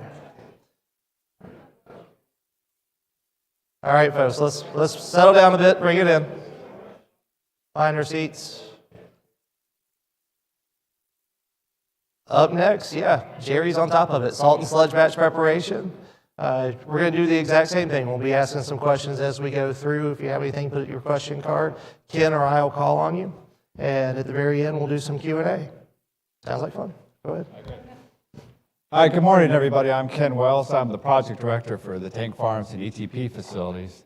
And we've got a whole set of process steps that happen in the tank farm. But today we're going to talk about the salt and sludge batch processing, how we take the tank waste, get it ready to either mobilize it in high-level waste glass or send it to saltstone. And I think there's a series of additional presentations this year that'll go through the other parts of the tank farm. All right, so let's start off with what's in the waste tanks. So right now we have 34.3 million gallons, but since 1954 we've received 160,000 gallons into 51 1-million-gallon tanks. So how did that fit? The reason we were able to do that was we have evaporators in the tank farm. We're able to concentrate the waste down to squeeze 160 million into 51 million gallons worth of space. Because we did that, we made salt. And the reason there's salt in the tanks is the canyons use an acid process, but we have carbon steel tanks in the tank farm. You can't put acid in carbon steel or it would corrode away the tanks. So what happens is the canyon adds sodium hydroxide to the waste to make the pH high, where it's suitable for carbon steel tanks. But anytime you mix an acid and a base, you get salt. Additionally, from the materials they dissolve from the fuel rods, there's also metals that come over in the waste. Aluminum, iron, manganese, other metals. Well, they turn into sludge. And the sludge, just like it would in a pond, ends up pretty much on the bottom of the tank, unless there was already a salt layer there. So when we look at what's in our waste tanks, we really have three major layers. We've got salt supernatant, so it's salt solution. We have salt cake, where we concentrated that salt solution so far that it actually turned into salt. And that's how we actually were able to compress the 160 million gallons into small enough space to fit into 51 waste storage tanks. And then the metals all ended up in the sludge. Composition-wise, this is just think of like a dirty salt solution waters, which you would see up here in this supernatant. This is a picture of what salt looks like. So it has the appearance of dry salt. And then the sludge is like a very viscous material. So it's like peanut butter in some areas. In some places where the heat was high enough in the tanks, it actually got to the point where it's more like peanut brittle. And so that becomes the challenge, is now how do you get this back out of the tanks, back into a liquid form that you can move through the tank farms and you can ultimately deliver to the salt waste processing facility, or DWPF. And so when you see that we have 34.3 million gallons of waste today, it's going to triple to get it back out, because we have to add water back in to get the salt back into solution. We have to wash the sludge because we want the metals to go to DWPF, but we want to get all the salt solution that's mixed in with the sludge. We want to get that to the salt waste processing facility. That way we minimize the number of high-level waste cans, and we get as much of that low-activity waste, which is the salt solution. We want that to go to the SDUs. Today I'm going to go through the steps that we use to separate those out and get them headed in the right direction for processing. Another key point to look at is the split in the volume. You can see that only about 8% of the waste is sludge. The other 92% is the salt and the salt supernatant. Between those, it's split almost 50-50 between the two of those, of how much is salt in solution and how much of that is actually solid salt that we have to get out. One thing this is a nice clean graphic of how it looks, but the reality is in the waste tanks, when they process, depending where the waste got moved to, we actually have layers. You might have salt sludge at the bottom, or you might salt on top of it, like shown in this picture, but you could also have a case where salt went in the tank first before a sludge batch came over. So we have to deal with the layers. So every one of the tanks is unique. Each one has a thorough engineering analysis to make sure we understand the composition, what's in the tank, and how best to blend and separate it up to make the processing efficient. And we'll be going through that on the next slides. The other interesting thing is the curies. So even though the sludge is 8% of the volume, it has almost half the curies. So that's where the uranium, the plutonium, the high, heavier radiological materials are in the sludge. The other half is in the salt and supernatant, and that's mainly the cesium. And that's why we have a salt waste processing facility, is it actually separates the cesium from the salt solution so that the decontaminated salt solution goes into grout. The cesium can go to DWPF and end up in glass. So part of our processing steps also are related to how we get the curies out of the salt and get them to DWPF. All right, any questions on this slide before I move on? Okay. All right, so I told you there are several steps in the process today. We're going to talk about sludge and salt batching. There'll be other presentations that will talk about the waste retrieval and tank cleaning and how we close. There also would be separate presentations on how we actually do the processing and immobilization of the waste forms. So today we'll just focus on right here, the sludge and the salt batching. Okay, you may have seen the graphic here that's related to the gears we talk about. All of our facilities are very interrelated. So if one facility isn't running, depending on the lag storage, you can end up with shutting down other parts of the process. So starting up here with the sludge and batch processing, it's tie-in as we first have to get the sludge retrieved out of the tanks so that we can now wash it and prepare it for feeding. So there's a connection there with the projects that go into these tanks to remove the sludge. There's a tie here with the high-level waste evaporator. In order to get the sludge out of the tanks, we have to use water. And that's how we help deliver it to the tank where we're going to make the batch up. And also we have to wash the sludge to get the salts out of it. In doing so, we run that through a high-level waste evaporator, reconcentrate again. Otherwise, the volumes would get bigger than the storage capacity in the tank. So we have to use evaporators as part of the processing to just manage volume in the tank farm.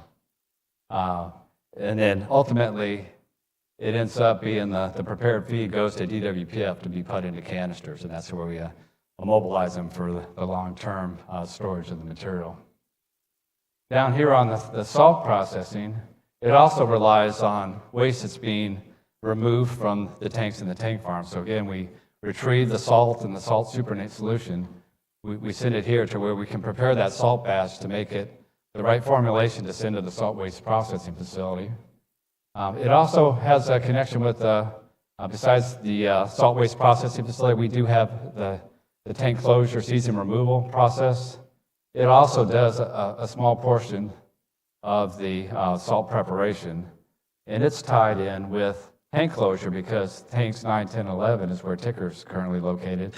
And it enabled us to process the waste out of those tanks for early closure, independent of the larger volume that's being prepared to send to SWPF. So we kind of have two fronts going here, SWPF and Ticker. So that's how they're all interrelated. And obviously, the salt waste processing, the beast is SWPF. That's the game changer. That's the one that's going to let us take that 90% of the salt waste and get us to the mission closure because of the throughputs there. And you know, currently the 6 million gallon per year target, and then ramping up to 9 million gallons later. This is what's going to make the difference between where we were beforehand, where we had very small amount of salt going out of the process, to being able to really get rid of that large volume of salt solution. Question, sir. Yes. When you use these evaporators, how much radiation enters the atmosphere? Now we have demisters that remove the majority of the radioactivity, and then there's HEPA filters on the exhaust. So there's a small trace amount, but within the EPA limits. I don't know the exact number, but it's all within the air permit limits. But that's how we prevent it from just going straight into the air. So the demister condenses the moisture that comes off, and then the final exhaust goes through HEPA filters. Okay? All right, so moving on to what we do for sludge processing. There's two kinds of waste that came from the canyons. There's the H-modified waste that came out of H Canyon, and then the Purex came from F Canyon. One of the differences is the H Canyon waste has a lot of aluminum in it. And aluminum downstream, when we run it through DWPF, can affect the waste loading. So we have a process step where we do what we call low temperature aluminum dissolution. So that's where we're trying to remove the aluminum from the sludge solution, get it to where it goes down the salt side of the flow sheet, and not into the high-level waste canisters. Aluminum also affects the rheology of the feed going to the melter. So there's an advantage to removing as much aluminum as we can. It's done at low temperatures just because of constraints on the waste tanks, how we process. So we always mix up some HM with the Purex waste. We're trying to blend the waste together to make it the best formulation we can to run through DWPF. So part of our engineer's job is to look across the tank farm, what's available, and how do we get the best recipe to maximize the waste loading in DWPF and the throughput. So once they're mixed together, the next major step, and this is the step that generates a lot of the wash water, is we wash the sludge. So there's nitrites and nitrates that we have to wash out of the solution, and sulfates. And so basically all we do is we add water to the tank, we have slurry pumps, and we mix it together, and that water's in contact with the sludge and it removes the salt solution that just happens to be carried along with the sludge. And then that gets pumped over to our evaporator and concentrated, the liquid does, and we just continue to wash that sludge till we get to a point where we meet the requirements for DWPF. And then we declare the batch qualified. So the sample results go to SRNL. They verify that the sludge that we prepared, when combined with the frit that DWPF uses, will make a good glass. It'll meet the requirements of the DOE regulations for long-term storage. Once it's qualified, we move it to a separate tank that feeds DWPF. That allows us to continuously feed DWPF while we're making up the next batch. So all three of these steps happen in a single tank. It's called tank 51. Tank 40 is the one that feeds DWPF. And that's how we're able to continue to run without having a feed break. If we only had one tank, we'd have to stop to make another batch, and then we'd have to run. So we've got it set up to where we always have enough to run. So these are million-gallon tanks. While we're feeding out of 1 million-gallon tank, we're making up the next batch of 1 million gallons.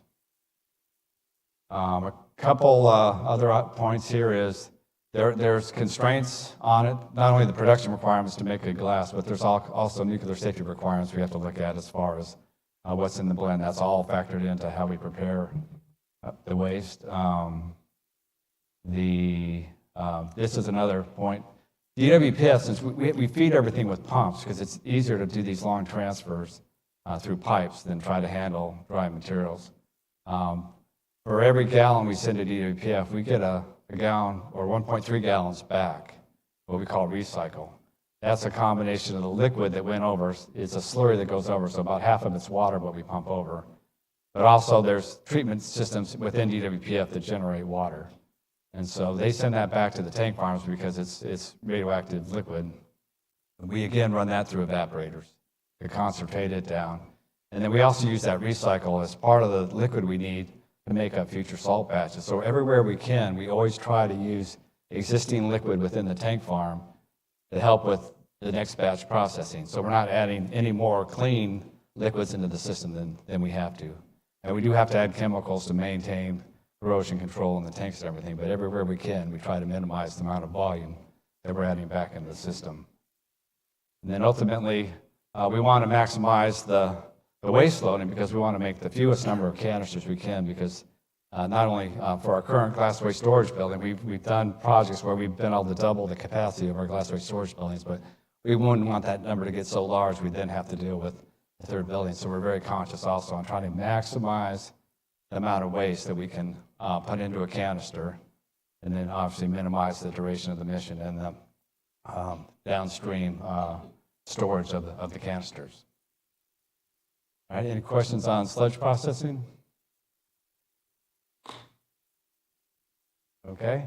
On the salt side, there's a little more variety here on how this works. So starting from the bottom, we have the picture I showed you of the salt, where you can just see the salt in the picture.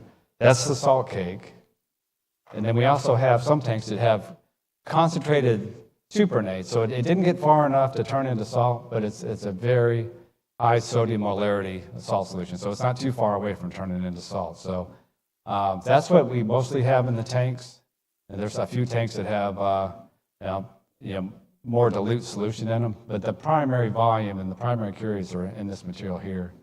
So we have projects where we go in and we we select tanks that we want to be in our recipe, and we start dissolving and removing that material, and we feed it from source tanks into hub tanks. So we're just trying to bring everything together so we can mix it together, and we can get the solution that we want to set up. And so there's various hub tanks that are doing things. The DWPF recycle I just talked about from the sludge processing, that's the recycle that came back from DWPF. So that happens to be tank 22. We also have tanks that will designate, depending on where the salt's coming from, that will store the dissolved salt solution. So in order to get these out, it's a bunch of small batch operations where we add some water, we dissolve some salt, we pump it out. We repeat that until we get all that salt that's built up in a tank. We work it all the way down to where we've either gotten enough salt to make a batch or we've gotten the tank empty. That's the goal of the dissolved salt solution tanks. We also will consolidate our concentrated supernatant in a tank too, because you've got layers in tanks. So first you want to get that concentrated stuff off the top, then you go after the salt. So we park that in a tank to keep it. And again, this just helps us blend later if we kind of store things up, just like when you're cooking in your kitchen, you want to have containers and you can add so much of this and so much of that. We're doing the same thing in these waste tanks. We also have, because the evaporators are running, they're taking this dilute solution, they're concentrating it down. But we also use concentrate that's coming out of our evaporators as part of our makeup. And then we also have some aluminum-rich supernates. So we're trying to blend all this together again to make a formulation that will run through SWPF efficiently. So there's aluminum limits on how much sodium we can send, and if it gets too high, we have to add more hydroxide. So we're always trying to balance it out again to try to minimize the amount of waste. But once we get it all stored here in our hub tanks, then the master chefs, which is our chemistry group, says, okay, we want so many gallons of this and so many gallons of this and so many of this. And if you do that, you're going to come up with the right formulation. So we'll do that in a batch makeup tank. And we actually have 3 separate tanks that do this today. Tank 21, tank 41, and tank 42. And the key for that is SWPF runs so fast, we have to be able to have 3 tanks to keep up. Right now, at 6 million gallons a year, we go through 500,000 gallons a month. And we're using 1 million gallon tanks. And when it goes up to 9 million gallons a year, we're talking 750,000 gallons per month. So that's why we put 3 tanks in service ahead of time so we can keep up. Our goal is to never starve SWPF for feed. It'll always be there to transfer them on demand. So that's what we use these tanks for. Now, within each tank, there's 3 basic steps. We make it up. We have to do analysis. This is where we send the samples up to SRNL. It takes them 4 to 6 weeks to do the analysis. They've done a lot of efforts to streamline the analysis part to get that down in the 4-week range. And then once they write the report, we deem that batch as qualified. And it'll stay there until there's room in the feed tank to move it in. To minimize the impacts on a risk of a pump failure is we actually move, when this tank's about half full, we'll start moving material over to that tank. Always try to keep your tanks topped off. So we always have feed available for SWPF. It also, as I mentioned with the sludge, there's nuclear safety and process constraints on SWPF that we have to meet as part of this batch recipe. Talked about we could have, these tanks can be in any configuration. You could have 2 in makeup, 1 qualified, or 2 in analysis, but we always have at least 1 batch qualified ready to move over to feed SWPF. And they just rotate through the sequence based on the available salt feed. We have proven that we can prepare a batch in 90 days. We did that last year. Even though the demand wasn't there, we had constraints that say prove that you can start a batch and finish it in 90 days to add certainty in the ability of the tank farms to deliver to the maximum need of SWPF. And as I mentioned on the first slide, this is where 92% of that tank waste is going to go. It's going to go through this batch makeup, and it's going to go through SWPF. The radionuclides that come out, the actinides and the cesium are going to get routed to DWPF. We receive back the decontaminated salt solution back into the tank farm in tank 50, and then we ultimately pump that to the saltstone facility. So we end up touching the bulk of it twice, but when it comes back, it's decontaminated, ready to go to saltstone. Okay? Just to give you an idea, we showed some graphics of tanks, but the logistics are interesting in the tank farm. So over here is F tank farm. This is where the tanks are in the F tank farm. About 2.2 miles away, this is H tank farm. So we're actually moving material back and forth between here and here to retrieve batches to make up the salt feed. And for an example, in February of this year, we transferred 2 million gallons of waste through the tank farms between salt dissolution, sludge preparation, sludge washing, feeding SWPF, feeding DWPF, and taking returns back. So there's a lot of activity going in the tank farm to make this go. And part of what makes it successful is the ability to use tanks to stage feed and move things around. So it's kind of like playing checkers. It gets easier as the game goes on because you got more places you can move your chips to. That's the same thing for us. You know, we started off in the storage mode before DWPF and SWPF started up. We're now starting to free up some tank space where we've got more latitude to move things around if you've got an equipment issue or you're trying to go after a specific type of salt or sludge. It gives us some free moves. So that's something that we have to balance as we move forward between being efficient at the salt and sludge batch preparation and then the tank closure. So that'll be something as we go through the system planning, we'll try to balance out so that we're doing what's best for the overall mission. And that's, I think, the key takeaway here is it's all about balancing what it's going to happen at the end of the mission. We use the system planning tool to help us make the right decisions about what's coming not only next week, but what's coming 5, 10 years down the road to make sure when we get to the end, where we need to be with both the balance of sludge and salt and the tank space available to support the mission. All right, with that, that's the end of my presentation. Are there any other additional questions or comments? Charles, let's start with you. Charles Hilton, Cab. I'm curious, as you went through the recipe of blending this stuff together, you mentioned you dissolved it with water, added heat to it, I think. You used some corrosion control chemicals. There's no solvents or anything that you have to mix into these batches? No organic type solvents. No, it's all water-based because we're mainly just dealing with metals and salts. So, yeah, we try to avoid organics because it brings along flammability issues. So, yeah, that's what I'm thinking. There's some small amounts that are in there from other processing sources, but it's very minimum. It's really more. It's basically water or heated water to heat the stuff up to melt it up. Well, yeah, make it more viscous. Well, yeah. No, we don't do it for that. We dilute it down to get it to where we can move it around. The heat really comes into the evaporators where we're trying to boil off the water and keep the salt and sludge behind. It's really where most of the heat is.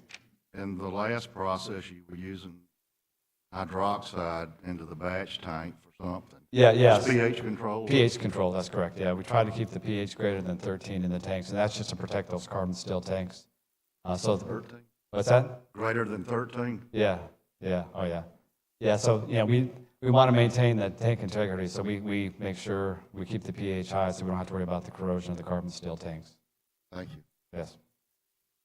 Charles, I'm wondering if you could maybe explain a little bit about why you were asking for those of us who are a little more science inept.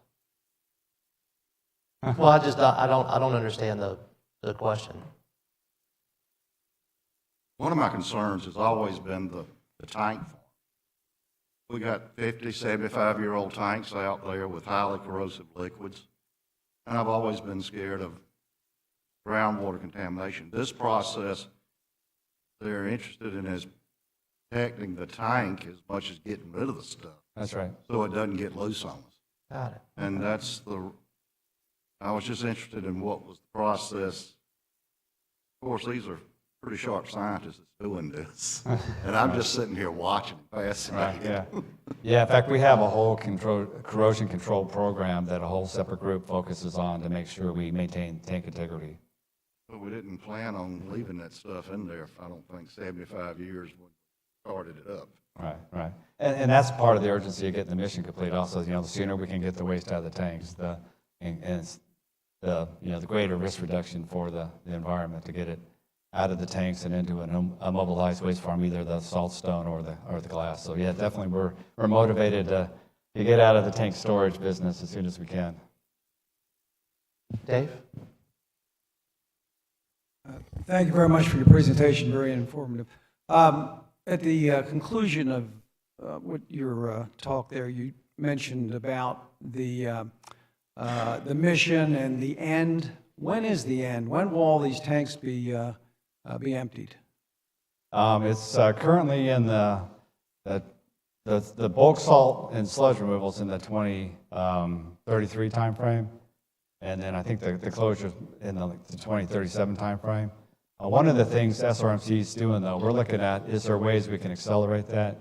So at the next briefing you guys have, Mike Borders is going to be presenting some of the ideas on accelerating tank closure and the idea of going after the curies, higher curies on the front end, because that's the hazard to the environment is the curies. So part of the new contract is to try to see if we can't even do better than that under the constraints that we have. So that's the rough time frame.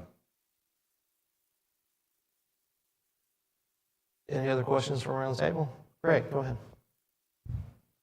Thanks, Greg Murray, Cap. I was looking at your process here, and it looks like there are 5 different types of hub tanks, which I guess are what make up batch in essence. Right. How much does the mix from the tanks change from batch to batch? So, I mean, I guess conceivably you could have 20% from each type of tank, or you could have 80% from one type, and the rest of it could be spread out the other. I guess I'm trying to figure out how variable is the process of making the batch. Yeah. Every batch is unique. There's a few things that we're trying to balance out.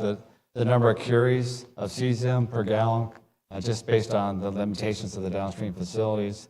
There's constraints on where the high aluminum is. There's constraints on also aluminum. I said aluminum. There's the sodium concentrations vary. So when they make a recipe up, it's not cookbook where you do the same thing every time, because the source tanks are also different. You may take 100,000 gallons out of a tank this time, but based on what's available for the next batch, it might be 200,000. So each one there's a whole set of engineers that are balancing that out just based on how we retrieve it. It also gets into when you're retrieving the salts, how efficient that is. There's different forms of salt. Some are easier to dissolve than others. And so you end up with some variations even from what you would call the same type of salt tanks. You can get variations in what's in those and what processing was going on at the time those tanks were filled up. So it actually is a unique batch every time, and you're just picking from the right hub tanks to come up with the best recipe that you can make. And sometimes there's a little bit of a variation where you have to get a deviation because it's just based on what was available. You might be just a little bit higher, a little bit low on something, and they'll do an analysis to make sure that can still go through the process without issues. Or if there's a chemical adjustment, it can also happen in the makeup stage where we may have to add sodium hydroxide to get the sodium molarity where we want it. So you said you can make up a batch in 90 days. Of that 90 days, and it's very impressive, you're moving stuff 2 miles or over 2 miles back and forth. How much of that time is just spent moving the materials around versus doing the mixing? And, for instance, I have no idea how long it takes to fill a million gallon tank of waste. Yeah, in rough terms, it's about half the time's making it up and half the time's doing the analysis and doing all the paperwork on the back end to qualify it. That's interesting. Just for rough figures, yes. Charles, you had some follow-ups. Charles Hilton, Cab. When you talk about blending these tanks, and you've got 35 tanks or something left down there, I've always heard that there were 2 tanks down there that were kind of unknown. There was a process change or something, and everything went into these 2 tanks. Is there anything to that? There's 2 unique tanks in Ep Tank Farm that we're not currently retrieving waste from, that they'll be part of that system plan that Mike Borders will be able to talk about at the next presentation. Okay. Yeah. All right. Any other questions from around the table? Seeing none? Ken, thank you very much. Okay, thank you. Ted, come on down. Let me get that clicker from you.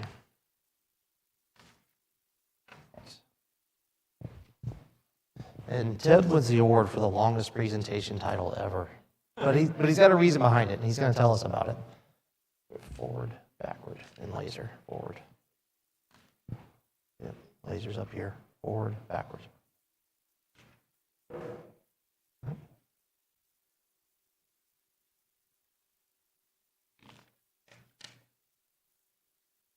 Go ahead. All right.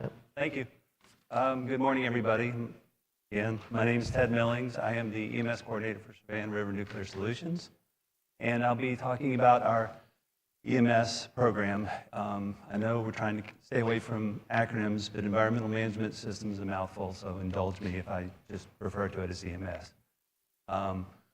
More specifically, we had an audit in 2021 as required by the DOE order, and we're going to talk about that. And out of that audit came our conformance, or Department of Energy declared that we were in conformance with the international standard for EMS, ISO 14001. So I'm going to say next slide, but that's up to me.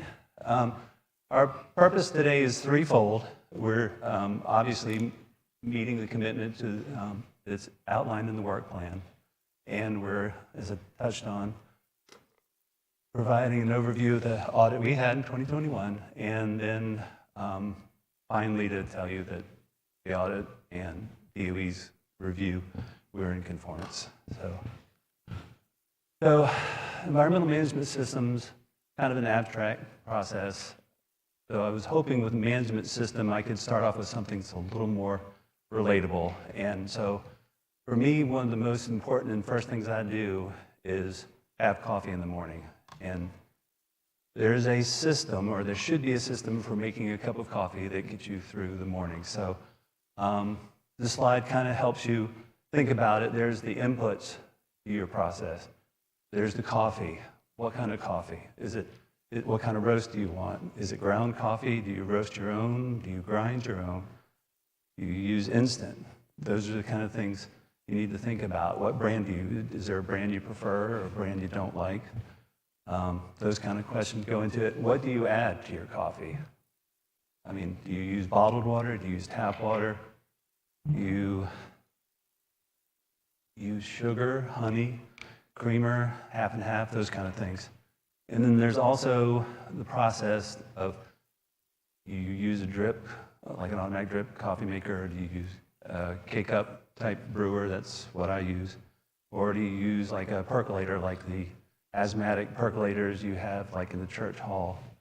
And then finally, or not finally, but with this process, you know, over time, you figure out what you like and don't like. You figure out just how much sugar you want, just how much cream you want. And you're always working to try to make that perfect cup of coffee. And so when you put it all together, this system, this coffee making system, can be kind of boiled down to 4 steps, and these steps we'll see through in the EMS process. But basically, it's plan, do, check, and act. So you plan, you get all your ingredients, your inputs, your materials, your equipment that you're going to need, and then you brew the coffee. Once it's brewed, and you put in your ingredients that you want, you check it. You make sure it's hot enough, it's sweet enough, and it's got enough creamer. And then finally, the act part is you need to make improvements to your coffee process, and then you act on that, and then the process continues again, and on for that illusory, perfect cup of coffee. So making coffee is pretty simple, pretty straightforward. Environmental management's a little more involved. There's more media involved. There's more requirements, more permits, more orders. So you need to have a more formal system, and that's kind of where we are today with this. It's really EMS, it's nothing magical. It's just really a framework that allows us to do our environmental compliance and to meet our sustainability goals. Key ingredients to EMS include systematic and structured approach, so we can get the same results. We can get that same good cup of coffee. Obviously, regular reviews to know how the system is doing. That's important. And then you will, as you get involved with Savannah Riverside, you will see that we have an emphasis on continual improvement, and that's a key part of EMS as well. And obviously, EMS, it really boils down to the people, policies, procedures, and the plans. Policies are where our management tells us this is the direction we want to see environmental compliance go. This is how we want to show that we're good stewards of the environment. And then procedures, we are a nuclear facility. We respond well to procedures. We make sure things are operating environmentally and otherwise in an organized, known manner. And then finally, well, not finally, but another important part of that is environmental compliance tracking. We have hundreds of permits, and we're under a lot of different federal and state regulations, so it's important for us to know where we are in terms of permit requirements and reporting and that kind of stuff. We have a tracking system or several tracking systems that we use, but that's an important part of the process. And then finally, for Department of Energy and our departmental sustainability order, there's an emphasis on sustainability and using EMS as a process for that. ISO 14001 is the particular version of EMS we use, and that's an international standard set up by an international organization that's all about standards. And if I could draw your attention to the graphic on the right.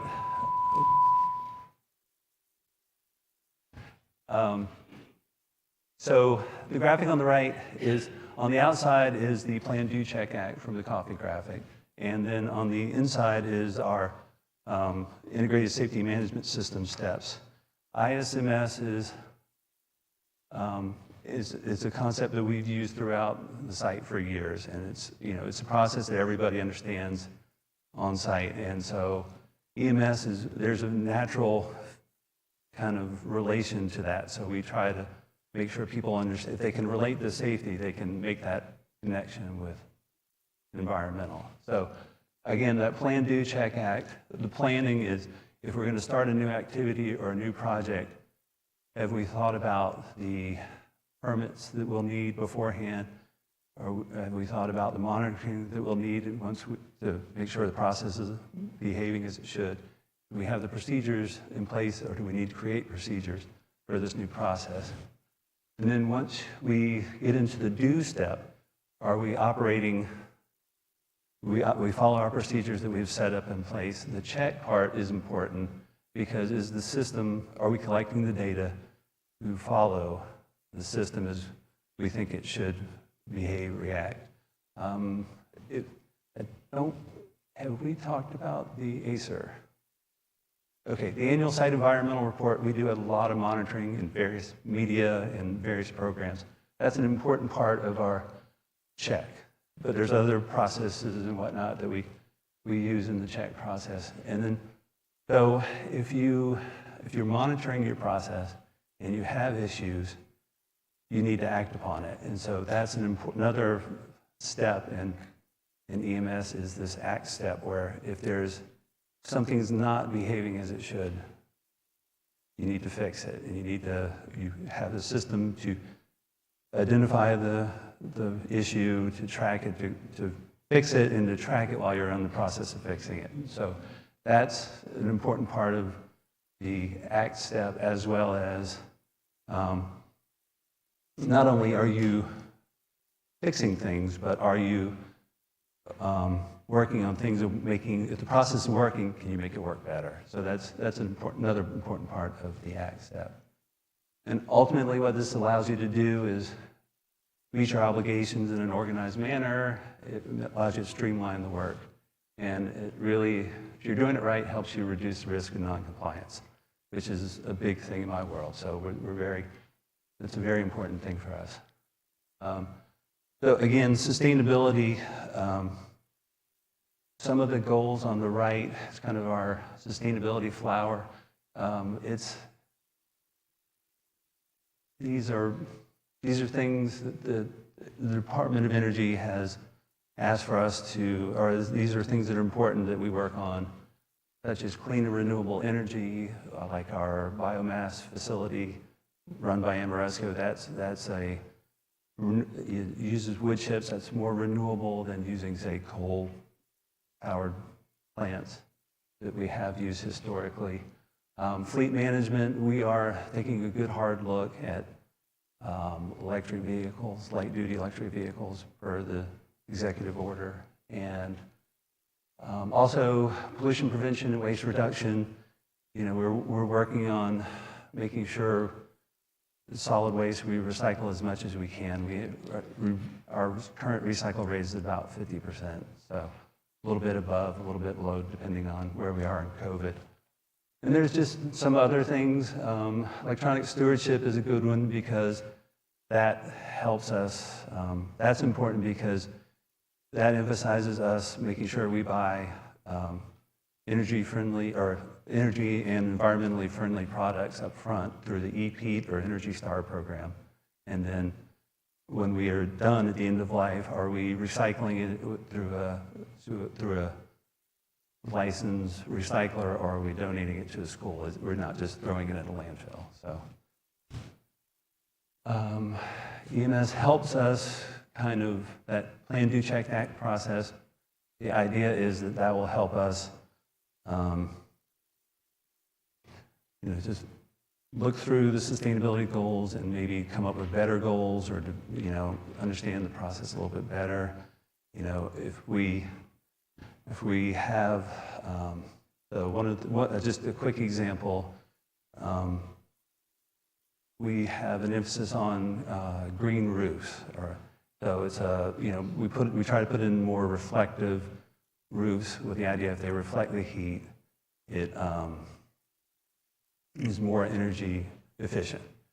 Well, we've been doing this for some time, and then lately we've gone ahead and checked and just seen, do we get a return on investment for this?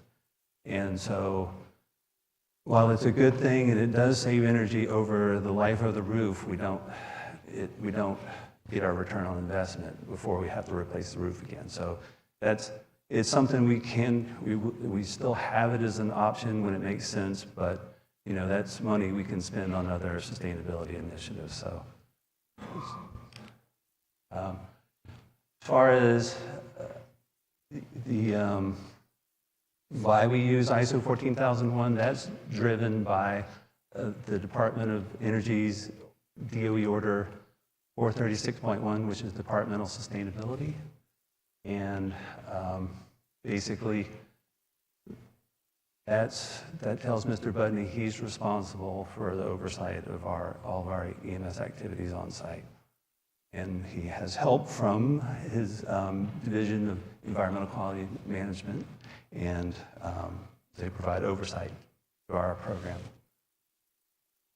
Mossy, do you want me to acknowledge you by name? And so, we have our program. I do my audits. DOE does their oversight of our program. And then every 3 years, we have an internal audit, which somebody who's not familiar with who's not involved in our EMS comes in and reviews our program. And then based on their audit findings, they provide their findings to the DOE site manager, who then determines if we conform with the ISO standard. Okay, let me go on to the next slide. So our audit we had in April of 2021 during COVID. So that presented some challenges and opportunities. So what we did is we did a hybrid approach. Normally, before COVID, we'd have the auditors come in, have the document review with them, then do the interviews in person, and then tour the facilities. At this time, kind of, with COVID controls in mind, we took a different approach. We set up like a SharePoint for all the files that the auditors needed to review. We put those in a SharePoint where they could go and look at the documents. We started that in April 1st through basically the month of April.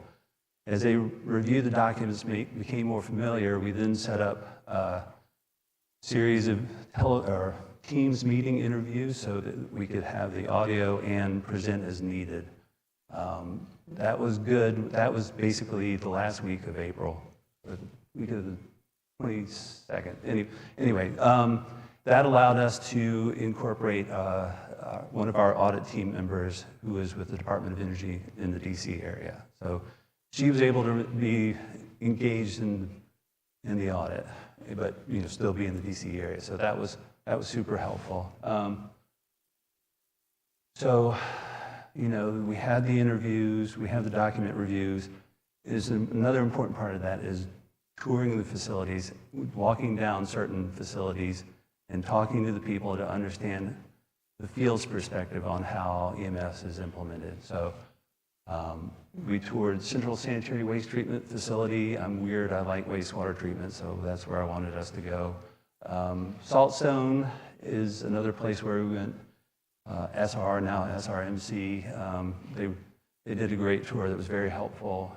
And then we went to solid waste, what Gary was talking about, and then in-area remediation, where there's a bunch of ongoing projects to clean up the environment. So basically, we would tour the facility with the lead auditor and, answer any questions or explain different processes and different, the interdisciplinary teams that were involved, and talk about how how our activities were mindful of environmental compliance and stewardship, and really, and talk about the challenges we're having in each facility. And so one thing we did try where we could in areas where it wasn't security concern is I did try to go around with my government phone so that the DOE person in DC could see what we were, hear the conversations and see the facility. It kind of worked, but it was a pilot. We tried it. Continuous improvement, we could do better. So finally, we had our closeout meeting on May 6th, and I should have put this up front. Basically, we have the lead auditor is ISO certified. He is lead auditor certified, and then our other team member was from DOE headquarters. Okay. Overall results, our program is considered, effectively administered. They really very comfortable with our environmental protection operations and our remediation projects. They're well coordinated, managed, and operationally sound. Strengths, these are requirements, the operation performance evaluation improvement, these are kind of elements or requirements under the ISO standard. So operation, they were really complimentary on how, this was more in the closeout discussion in terms of, operations, what we had in the documents, what we were saying in our various records and documents, and what management was saying was borne out in the field. The project teams in the field were echoing a lot of the same sentiments, so they felt comfortable that there was, environmental stewardship across the different groups. Performance evaluation, they were really keen on our internal audit program. We have internal to SRNS, and I believe SRMC has it as well. We have, in our case, it's our independent evaluation board. It's, experts within SRNS reviewing our programs, making sure we're following procedures, we're following requirements, and helping us improve. We also do self-assessments within our own programs, and our managers do field observation. So all that gets kind of rolled up into this continuous improvement program. And finally, in terms of improvement, they really liked our ideas program, where we encourage employees to, they have some ideas for energy savings or any kind of program on site, but it can be environmental as well. They're encouraged to submit their ideas. And then finally, our STAR system, which is how we track our corrective actions. That's a very thorough process. It's something, I wouldn't say a lot of people love it, but it is something that makes it very easy to be mindful of the requirements and the things that you have to get done in order to improve the program. So there were some strengths to the program. The auditors found some issues that we could work on. I'd like to say they're not wrong, but they could be a little more right. So in terms of our environmental policy, DOE has in their environmental policy manual, or in their policy manual, environmental policy. And what we've done and what we're getting away from is we, as our environmental policy, more or less said we're going to follow the DOE environmental policy. And we were encouraged by the auditors to kind of make it more of our own, figure out how we plug into the environmental policy. So we're going to make it a little more corporate or company specific. So that's one of the challenges ahead for me. And then in terms of environmental aspects, okay, that's another thing in EMS where an aspect is, have you thought about how, what your activities or products or services, have you thought about how that impacts the environment or could impact the environment in a either positive or negative way? We do have a process, and we do have aspects that we figure are more important than others. It's just the auditor had a good point that our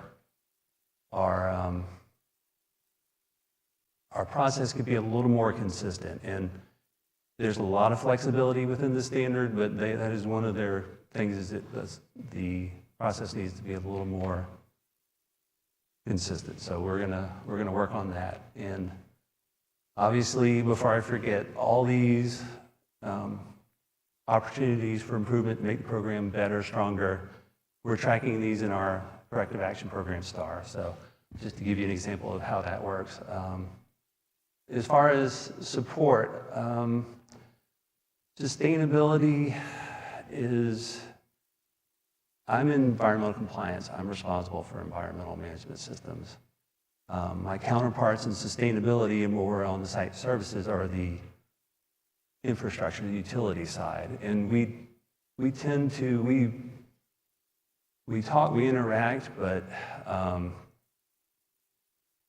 and this is a fair point that's been brought up before by DOE. We need to be more integrated. We need to be more involved in each other's work. And so part of that is me helping sustainability personnel understand kind of the processes within EMS that might help them to plan, do, check, act. So it's more of getting them socialized to the EMS. And that leads me to the competence.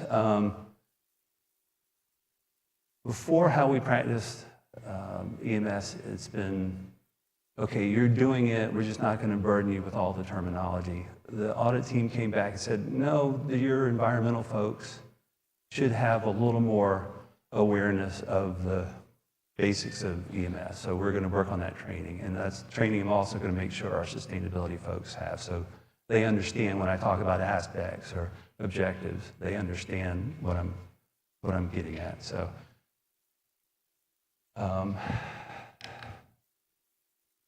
we have a plan for accomplishing, improving, making these changes. We'll track them to closure, and then once we add this training, work on things we need to work on, we'll make sure everybody knows about it. Likewise, my EMS manager in DOE will make sure these actions are effective and make sure we've done all the corrective actions we said we would, make sure it doesn't, we have the processes to make sure it doesn't happen or backslide. And then also they're going to make sure the training is effective and done in a timely manner. And I have to say my DOE partner has been very understanding about timely, so I appreciate that. It is something we will be doing. Finally, declaration of conformance. Basically, all that is just saying you meet the standard. The audit teams, based on their review, they could see where we were conforming with the standard, and then based on the review of the audit report and DOE's oversight, then the site manager declared that we conform to the standard. And then our next audit will, our next audit will be in 2024. We will have identified the OFIs from this audit, and hopefully our audit in 2024, I'll be here talking to you about the results, and hopefully it'll be a good story with fewer no OFIs. So that's really all I have. This is our graphic that this is got a lot of energy and direction from the Department of Energy. Our environmental policy and the policy manual is very thorough, 2 pages. We were trying to get at something that's a little more approachable, a little bit more digestible, and I think this really kind of helps kind of lay it out where we are with our environmental stewardship on site. So that's all I have. I would love to take any questions if you have any. All right, let's start behind you with Narendra. Oh, all right. Narendra Malakat. These auditors, are they NQA1 auditors qualified, or there's special other qualifications for them? Well, the lead auditor is certified to the standard, the ISO 14001 standard. He's lead auditor. He's certified as that. I do not know if he's NQA1 certified. When they come to SRS, I know SRNS and SRMC, their employees are not part of the audit team. Right. Are they? No. So when they come to any facility to audit it, what kind of reports they look into that? What kind of reports? What kind of the documentation they look? So, we would have, like with the salt stone and that kind of thing, we would provide them with a system plan, any kind of environmental reports, like the annual site environmental report, any of the documents that SRMC would identify, we'd make sure they can see that, anything with like an environmental focus. Do they look into the QAP, Quality Assurance Project Plan? I don't recall that. I can check. It's a 4-page list of the things they did review. I'll make sure before I Thank you. Right. Okay, we'll go next door to Phyllis. Okay. Phyllis Britt, CAB. I was just wondering, you mentioned a specific program with the reflective roofs and that it was essentially not cost effective. Are there criteria for which you continue it anyway? There is, but I'm not close enough to it but it's an option. I don't know if it's an option we're going to exercise going forward, but we haven't completely. I'm sure there are places or conditions where it would make sense. I just don't know them. I'm sorry. I can certainly pull the string on that. We'll come to the opposite side of the table. Jim. Does ISO 14001 also cover design controls or process controls? And if so, how did you fare in the audit for that area? You mean from more like an engineering standpoint? Yeah, right. Documentation control procedure, revision level control, all those kinds of things. They did, we did have, and I should have gone into some of the folks they interviewed. They did interview our document control folks. So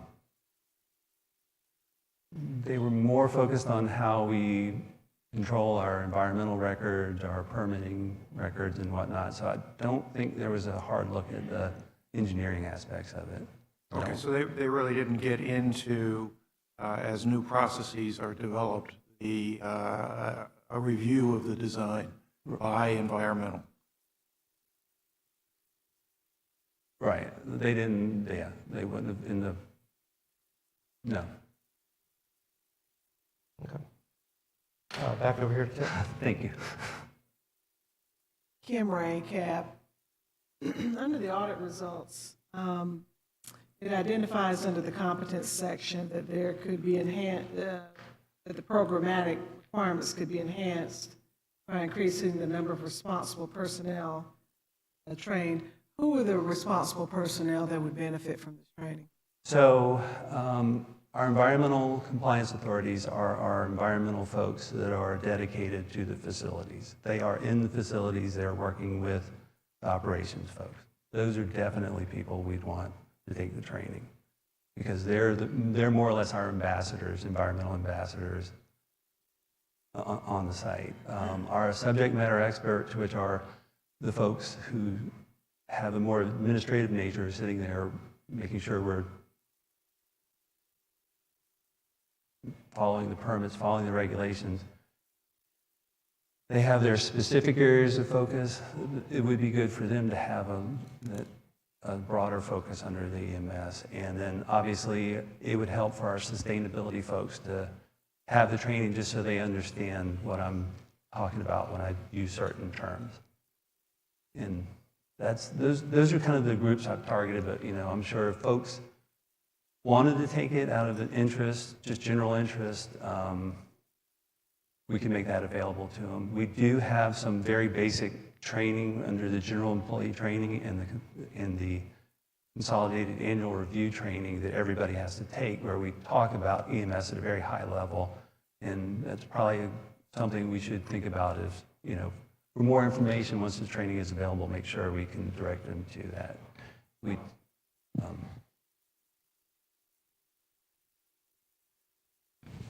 right. Any other questions from around the table? Oh, DeAndre. Yeah. DeAndre Davis, CAB member.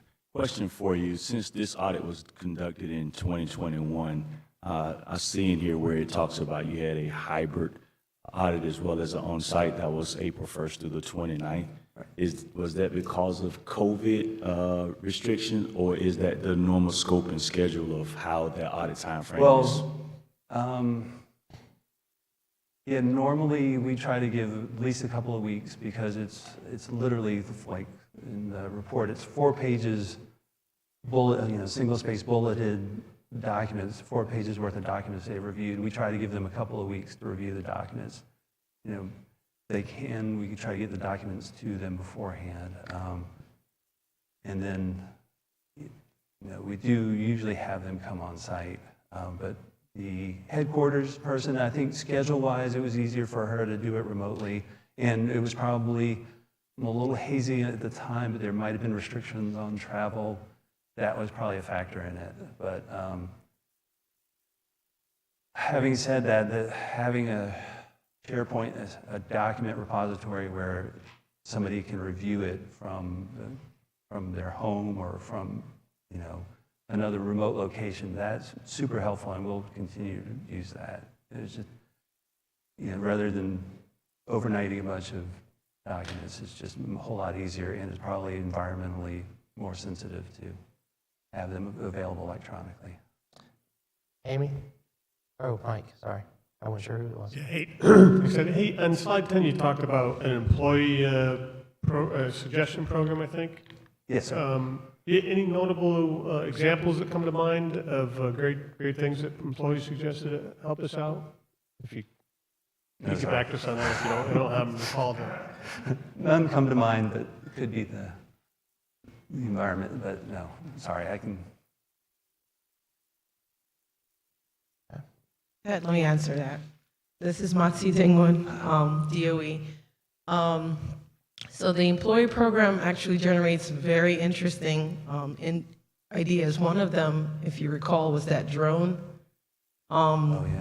initiative. That was actually an employee suggestion to use those drones to do the overlook of the D&D work. So. Thank you, Greg? Right over here. Thank you, Ted, for the nice presentation. Greg Murray Cab. I want to make sure I understand the process.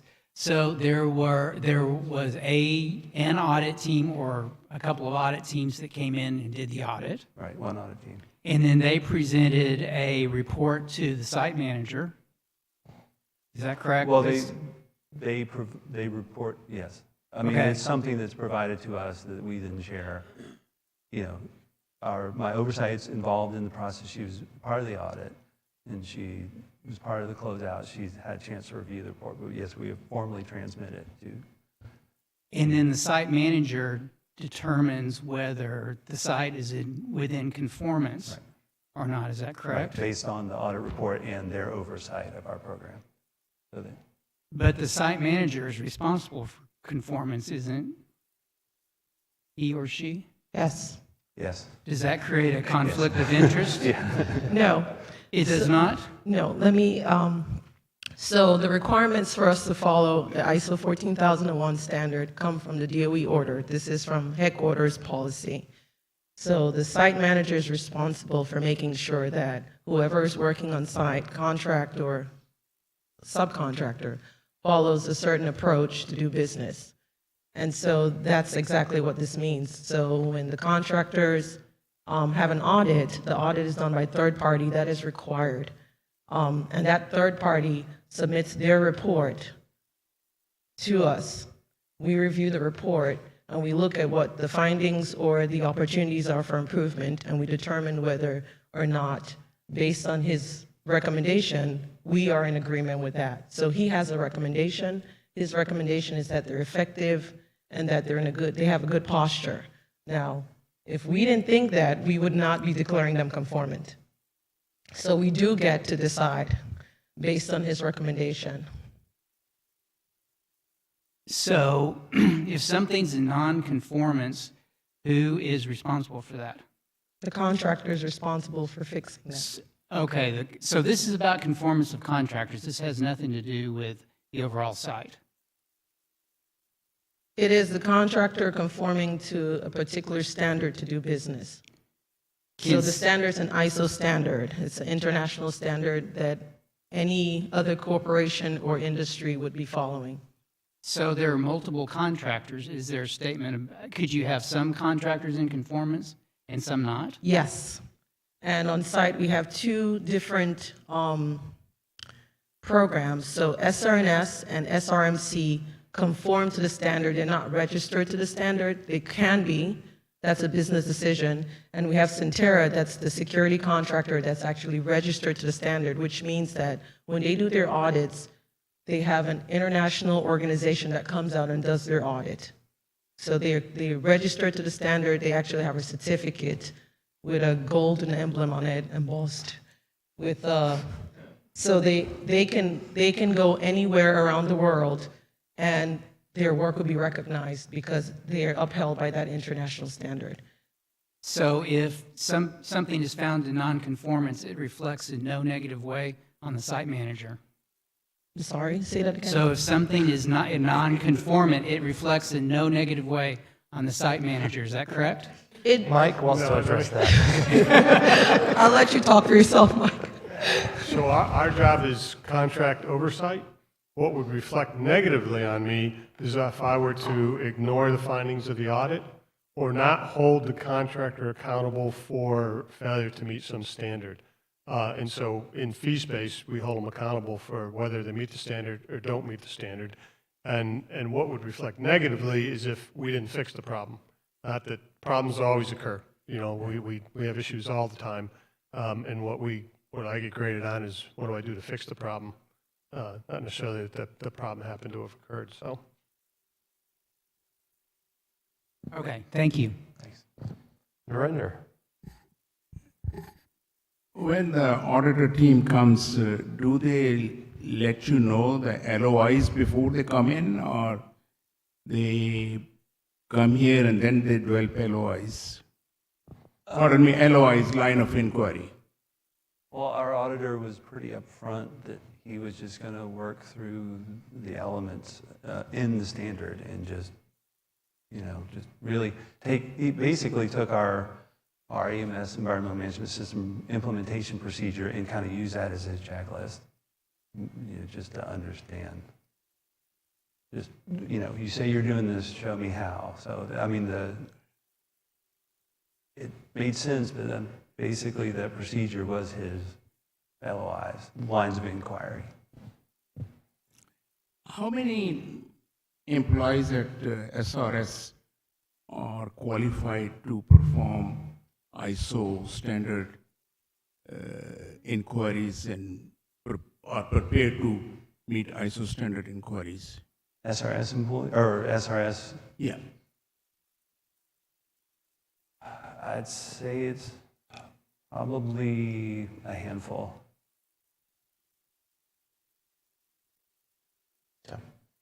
Kim, did you have any further questions? I do. Thank you. Kim Ray, CAB. So when I read these results and I see should be more focused, could be more rigorously defined, more systematically integrated, but yet you still meet the standard, could there have been a finding that if these things were done, you would exceed the standard?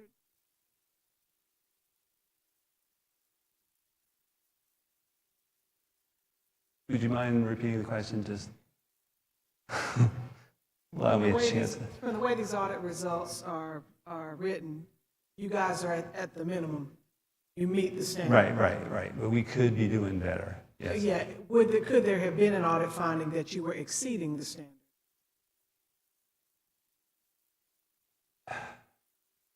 I mean, they did recognize positive, or, there wouldn't have been an OFI or a finding for doing really good work, but they would have, they did make a point to communicate that in the body of the report where we were, emphasize the things we were doing well. But sometimes on audits like that, they'll identify a best practice that they would then advertise to the rest of the complex. I don't know if they had any on this particular audit, but that's the way it's termed when you see those going above and beyond. They call it a best practice. Right. But honestly, I'm more focused on the opportunities for improvement or any potential code use. Nancy, did you want to add? Mr. Budney again, he stole my thunder. That's why he's the manager. I don't have anything else to add. Any other questions from around the table? All right. Thanks, Ted. Thank you.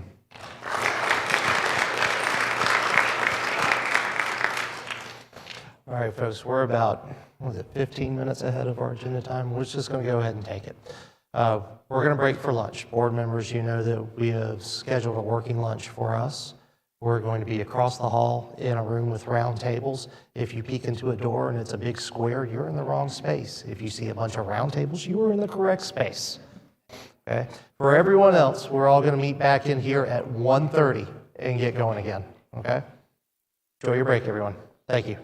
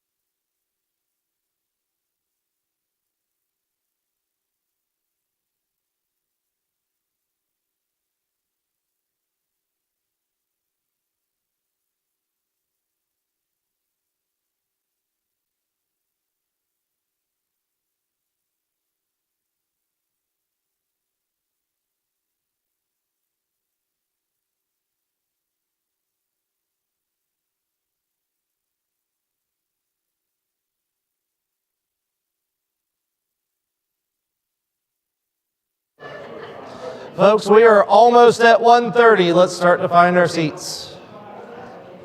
Well, that went from like real quiet to real loud in a slope. I could hear that slope. Yes, sir.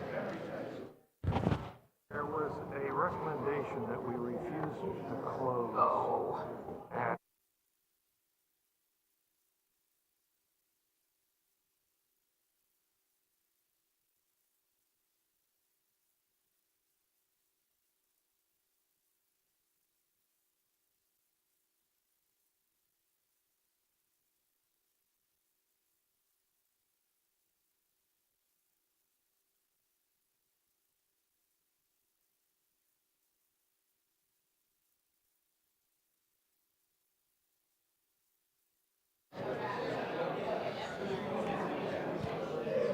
All right, everyone, I'm showing 1:30 on the dot. Let's bring it in. Let's get started.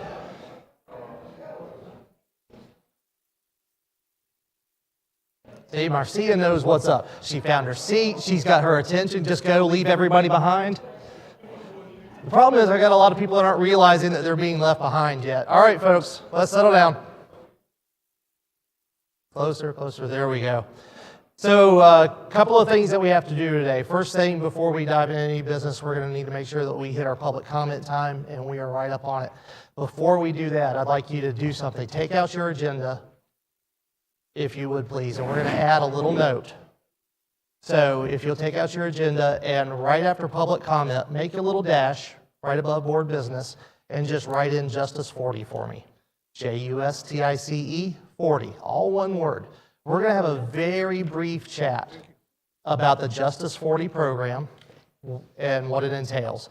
Amy and Mike are going to take that. It's going to be so short, they're not even going to stand up and come all the way up here because it'll take more time for them to get mic'd up than it will for them to actually just present the material, okay? So it's going to be a real brief agenda add-on. It's Justice 40. We're going to add that just after public comment and just before board business. First up is public comment. We do have one person signed up. We'll give a couple of minutes here to Sam Boer. Yes, sir. If you'd like to stand up at the microphone and take a couple of minutes.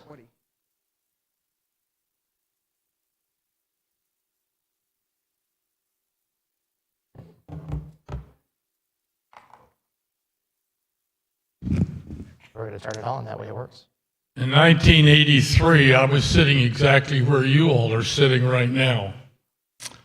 And I made a motion as a member to ask DOE to set up a tour for us to visit the Savannah River set-aside areas. DOE has set aside 30 areas on site for two purposes. One, to protect the ecological species living in them, and they contacted SREL to do that. But they also set aside other sites for comparison studies on how things used to be versus how things are today on site. And there are 30 sites. There's also a requirement that every 7 years they go out and replace all of the protective markers that are around these sites. And so when I was in your place in 1983, I asked if the CAB, as a member of the CAB, could be shown those sites. I'd like to visit them. Well, they set up a date, and the date they set up to make the tour for the whole CAB that wanted to go, I wasn't able to attend. So here I am back here today asking the same thing. Would the CAB like to go on a site, on a tour, to see these 30 sites, both ecological ones and ones that the DOE has set up for comparative studies? And so that's my whole purpose of being here. As a reward for me not being able to make the tour, I was given this book. And so if anyone would like to see the book, I'll stay around for a few minutes and let you see it. It shows where all the sites are, describes them, why they were picked, Thank you. Thanks, Sam.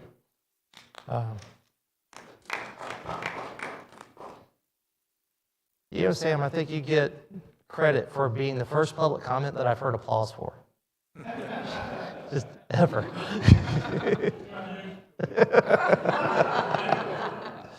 I get applause when I leave. That's a whole different ball of wax. Does anyone else from the public in the audience have a public comment that they would like to make? We have another few minutes remaining in our time. Going once, going twice, okay. As always, folks, if you do have an interest in specific tours of site activities, please let me know and we can see what we can work in, making sure that you get a good, adequate view of the site and understand the functions. All right. Moving on, next we have Mike Budney and Amy Boyette, who are going to talk about the Justice 40 initiative a little bit. Heather, if you'll pull those up. Yeah, so as Heather's pulling these slides up, you guys, yesterday when we met and had the executive meeting, some of you were participating in that, and I mentioned some of the interest we've had recently with Justice 40, with environmental justice from the public, and I talked to you guys about some of the presentations that we've gotten in Phoenix at the Waste Management Symposium. And I got some questions from you guys about that, and Jerry, I think you specifically asked what's the definition of an underserved community, and we talked about that. So we thought we'd take an opportunity just to share with you a little bit of an overview of this Justice 40 initiative, what it means, and then how you can engage in this process right now. There's a lot that's still undefined, but we can certainly give you some information here that'll help you learn more about it and maybe research more about it and come back to us at the next meeting maybe with your questions. So just an overview, and Heather is going to change the slides for me, and there are a couple of links in here that she's going to click on and we'll talk through, but also we'll get these slides to you later on. I'm sorry they weren't in your package. We just decided to add this today. So first of all, this Justice 40 initiative is part of President Biden's executive order. You can see it there, 14008, on tackling the climate crisis at home and abroad. And this is a federal government initiative, and it's designed to ensure that we deliver at least 40% of the overall benefits from certain federal investments in 7 key areas, which are listed there below, to disadvantaged communities. These are communities that have been marginalized, underserved, and overburdened by pollution. So you can see there what those 7 areas are. We've talked a little bit about transportation. That's something we've been talking about, electric vehicles, those kind of things. But you can see what the areas are there. So Heather, if you'll flip over. So on July 20th, the interim implementation guidance for how they were going to do this was issued, and it was released in accordance with that order. And Heather, if you don't mind clicking on that link, it's not something that you guys will be able to read from here, but I just want you to see that when we get you these slides, you'll be able to click on that link and see what the implementation guidelines entail. Thanks, Heather.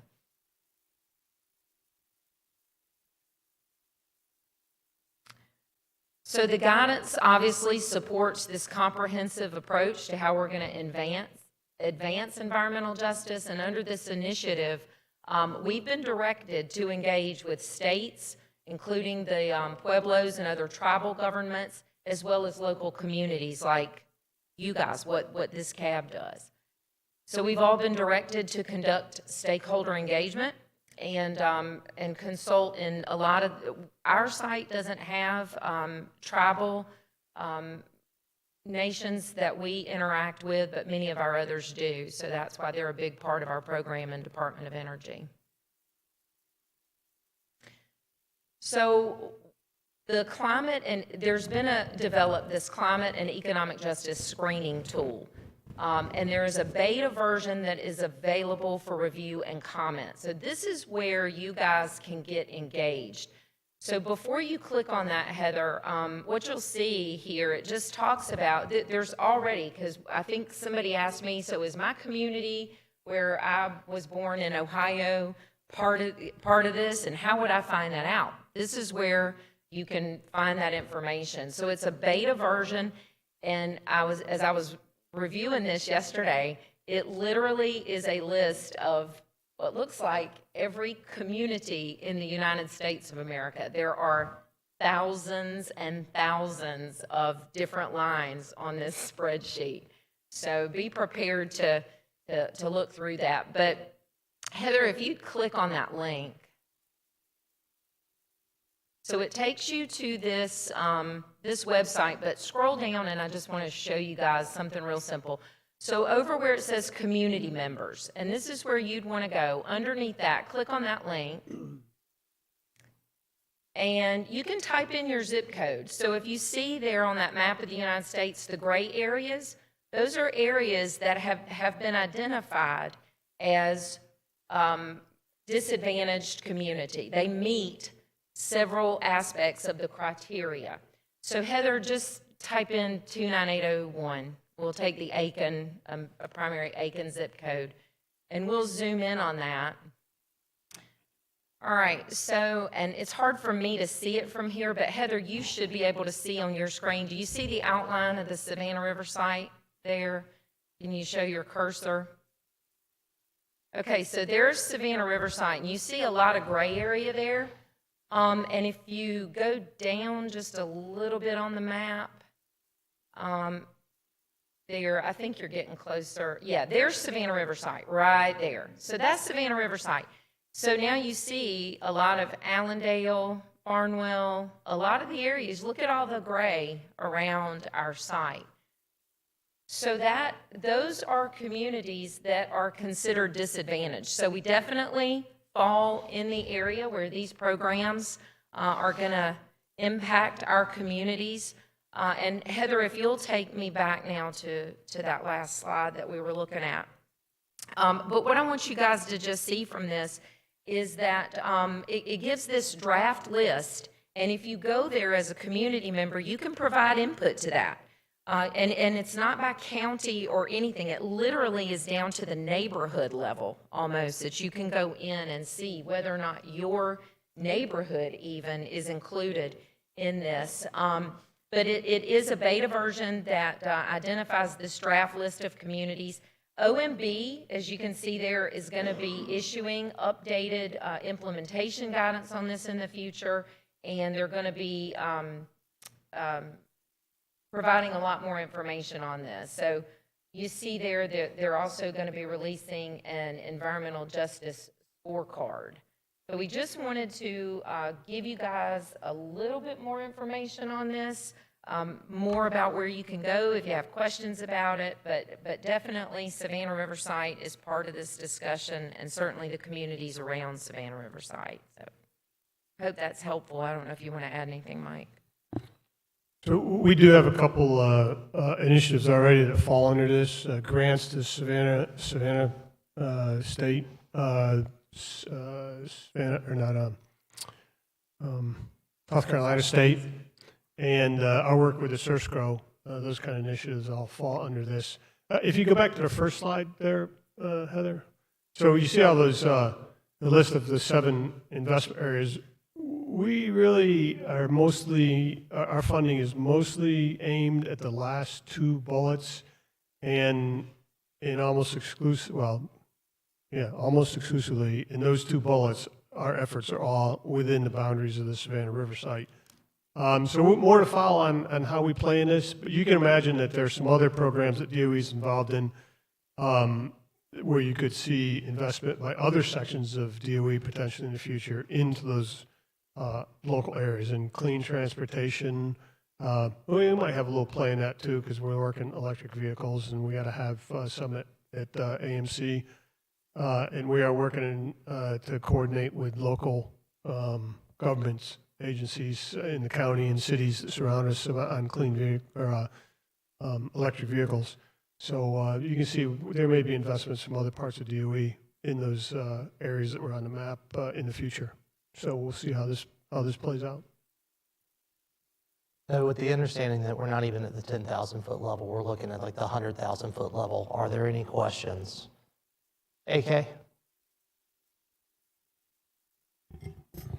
Thank you.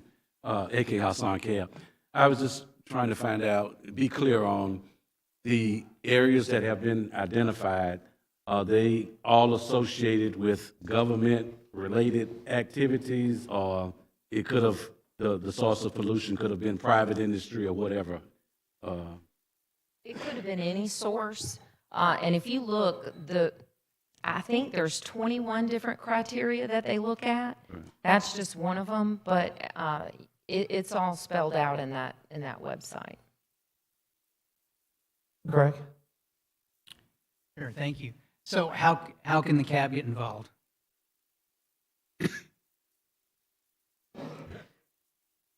You want a recommendation? You want a meeting? You want a presentation? There will actually be more information provided to you guys when we get more information from the Office of Management and Budget. We're still waiting on that. But I think if you guys have questions on this topic that you want to get to us, we'd be happy to look into it further, maybe get a presentation together for you in more detail for the May meeting.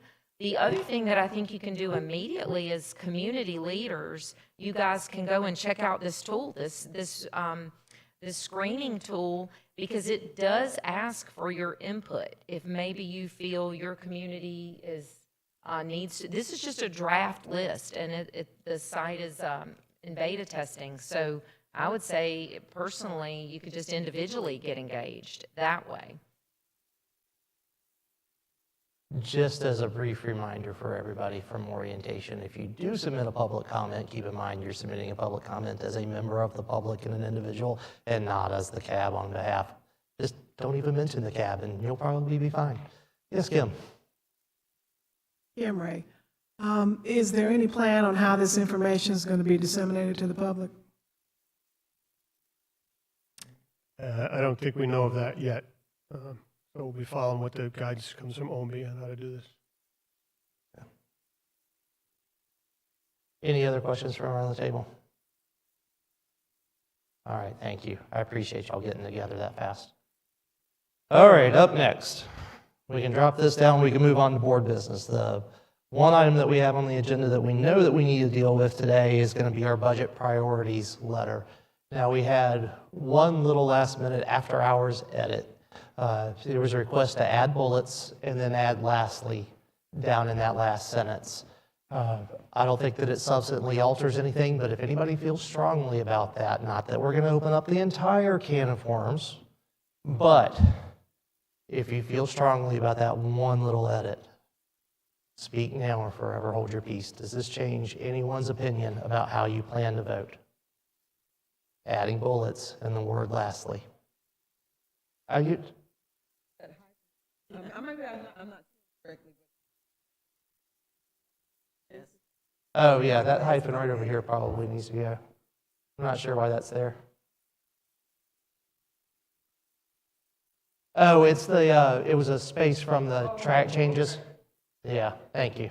I don't know why. We'll get it fixed. In the final version, the final version isn't even going to really look like this. It'll be placed on letterhead and everything else, so little things like that get cleaned up before we move on. I don't have anything against it. In fact, whoever made the suggestion, that is exactly what I was thinking.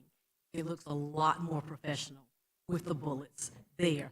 When I read it online, I had no thought or priority. It just said priorities.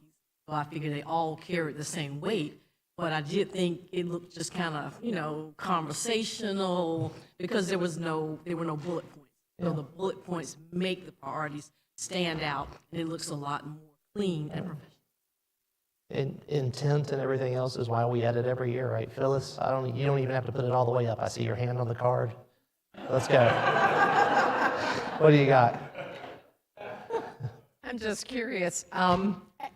Having covered county council for a long time, it was always referred to as pilot.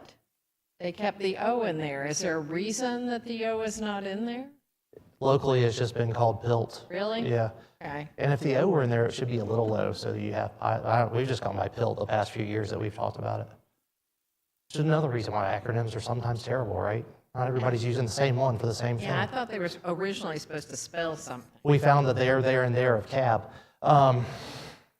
Any other questions, comments, concerns before we move on? So as we've been kicking the dust off of everything, we've been trying to get all our stuff together. And one of the things that we just forgot to do because we haven't packed in a while is bring our little voting clickers for the anonymous voting. So I hope you'll indulge me, and we're gonna raise our hands this time, and we're gonna go around the room, and I'm gonna ask you to hold up your hand the whole time until I tell you to put it down for each yay, nay, and abstain as we go. But before we vote, we actually need, Charles is looking at me like, you bet we need a motion to vote, don't we, Charles? So I'm gonna let Greg, I'm gonna ask you to run the voting, and I'll just do the counting, which I'm hardly qualified for, but we're gonna do it anyway. All righty. Thank you, everybody. We have presented to us our budget priorities letter. Do we have a motion to vote on it? Charles?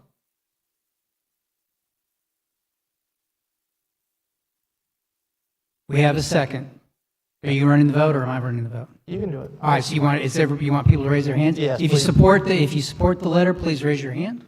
And keep them up until I ask you to put them down, please.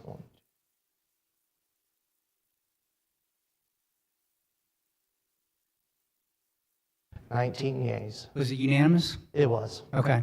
So I won't ask for anybody who opposes it. Okay. Okay, nope, I need to go through it. Please. Do we have any opposition? If you oppose the letter, please raise your hand. Can't see down there, so I'm assuming nobody's down there? Nope. All righty, thank you. Any abstentions? We'd like to ask all three. It's fine Okay, that way. all right. Yeah. Very weird. Okay, no abstentions. So Motion we'll call it approved. passed. All right. Do we have any other board business, any other discussion, anything that we need to get out as a group in order to call today successful?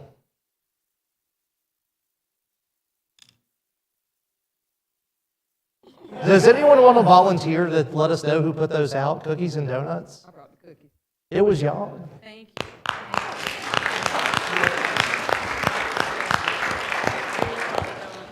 Thank y'all very much. Love to see initiative. Any other questions, comments, concerns from around the table? Any more discussion?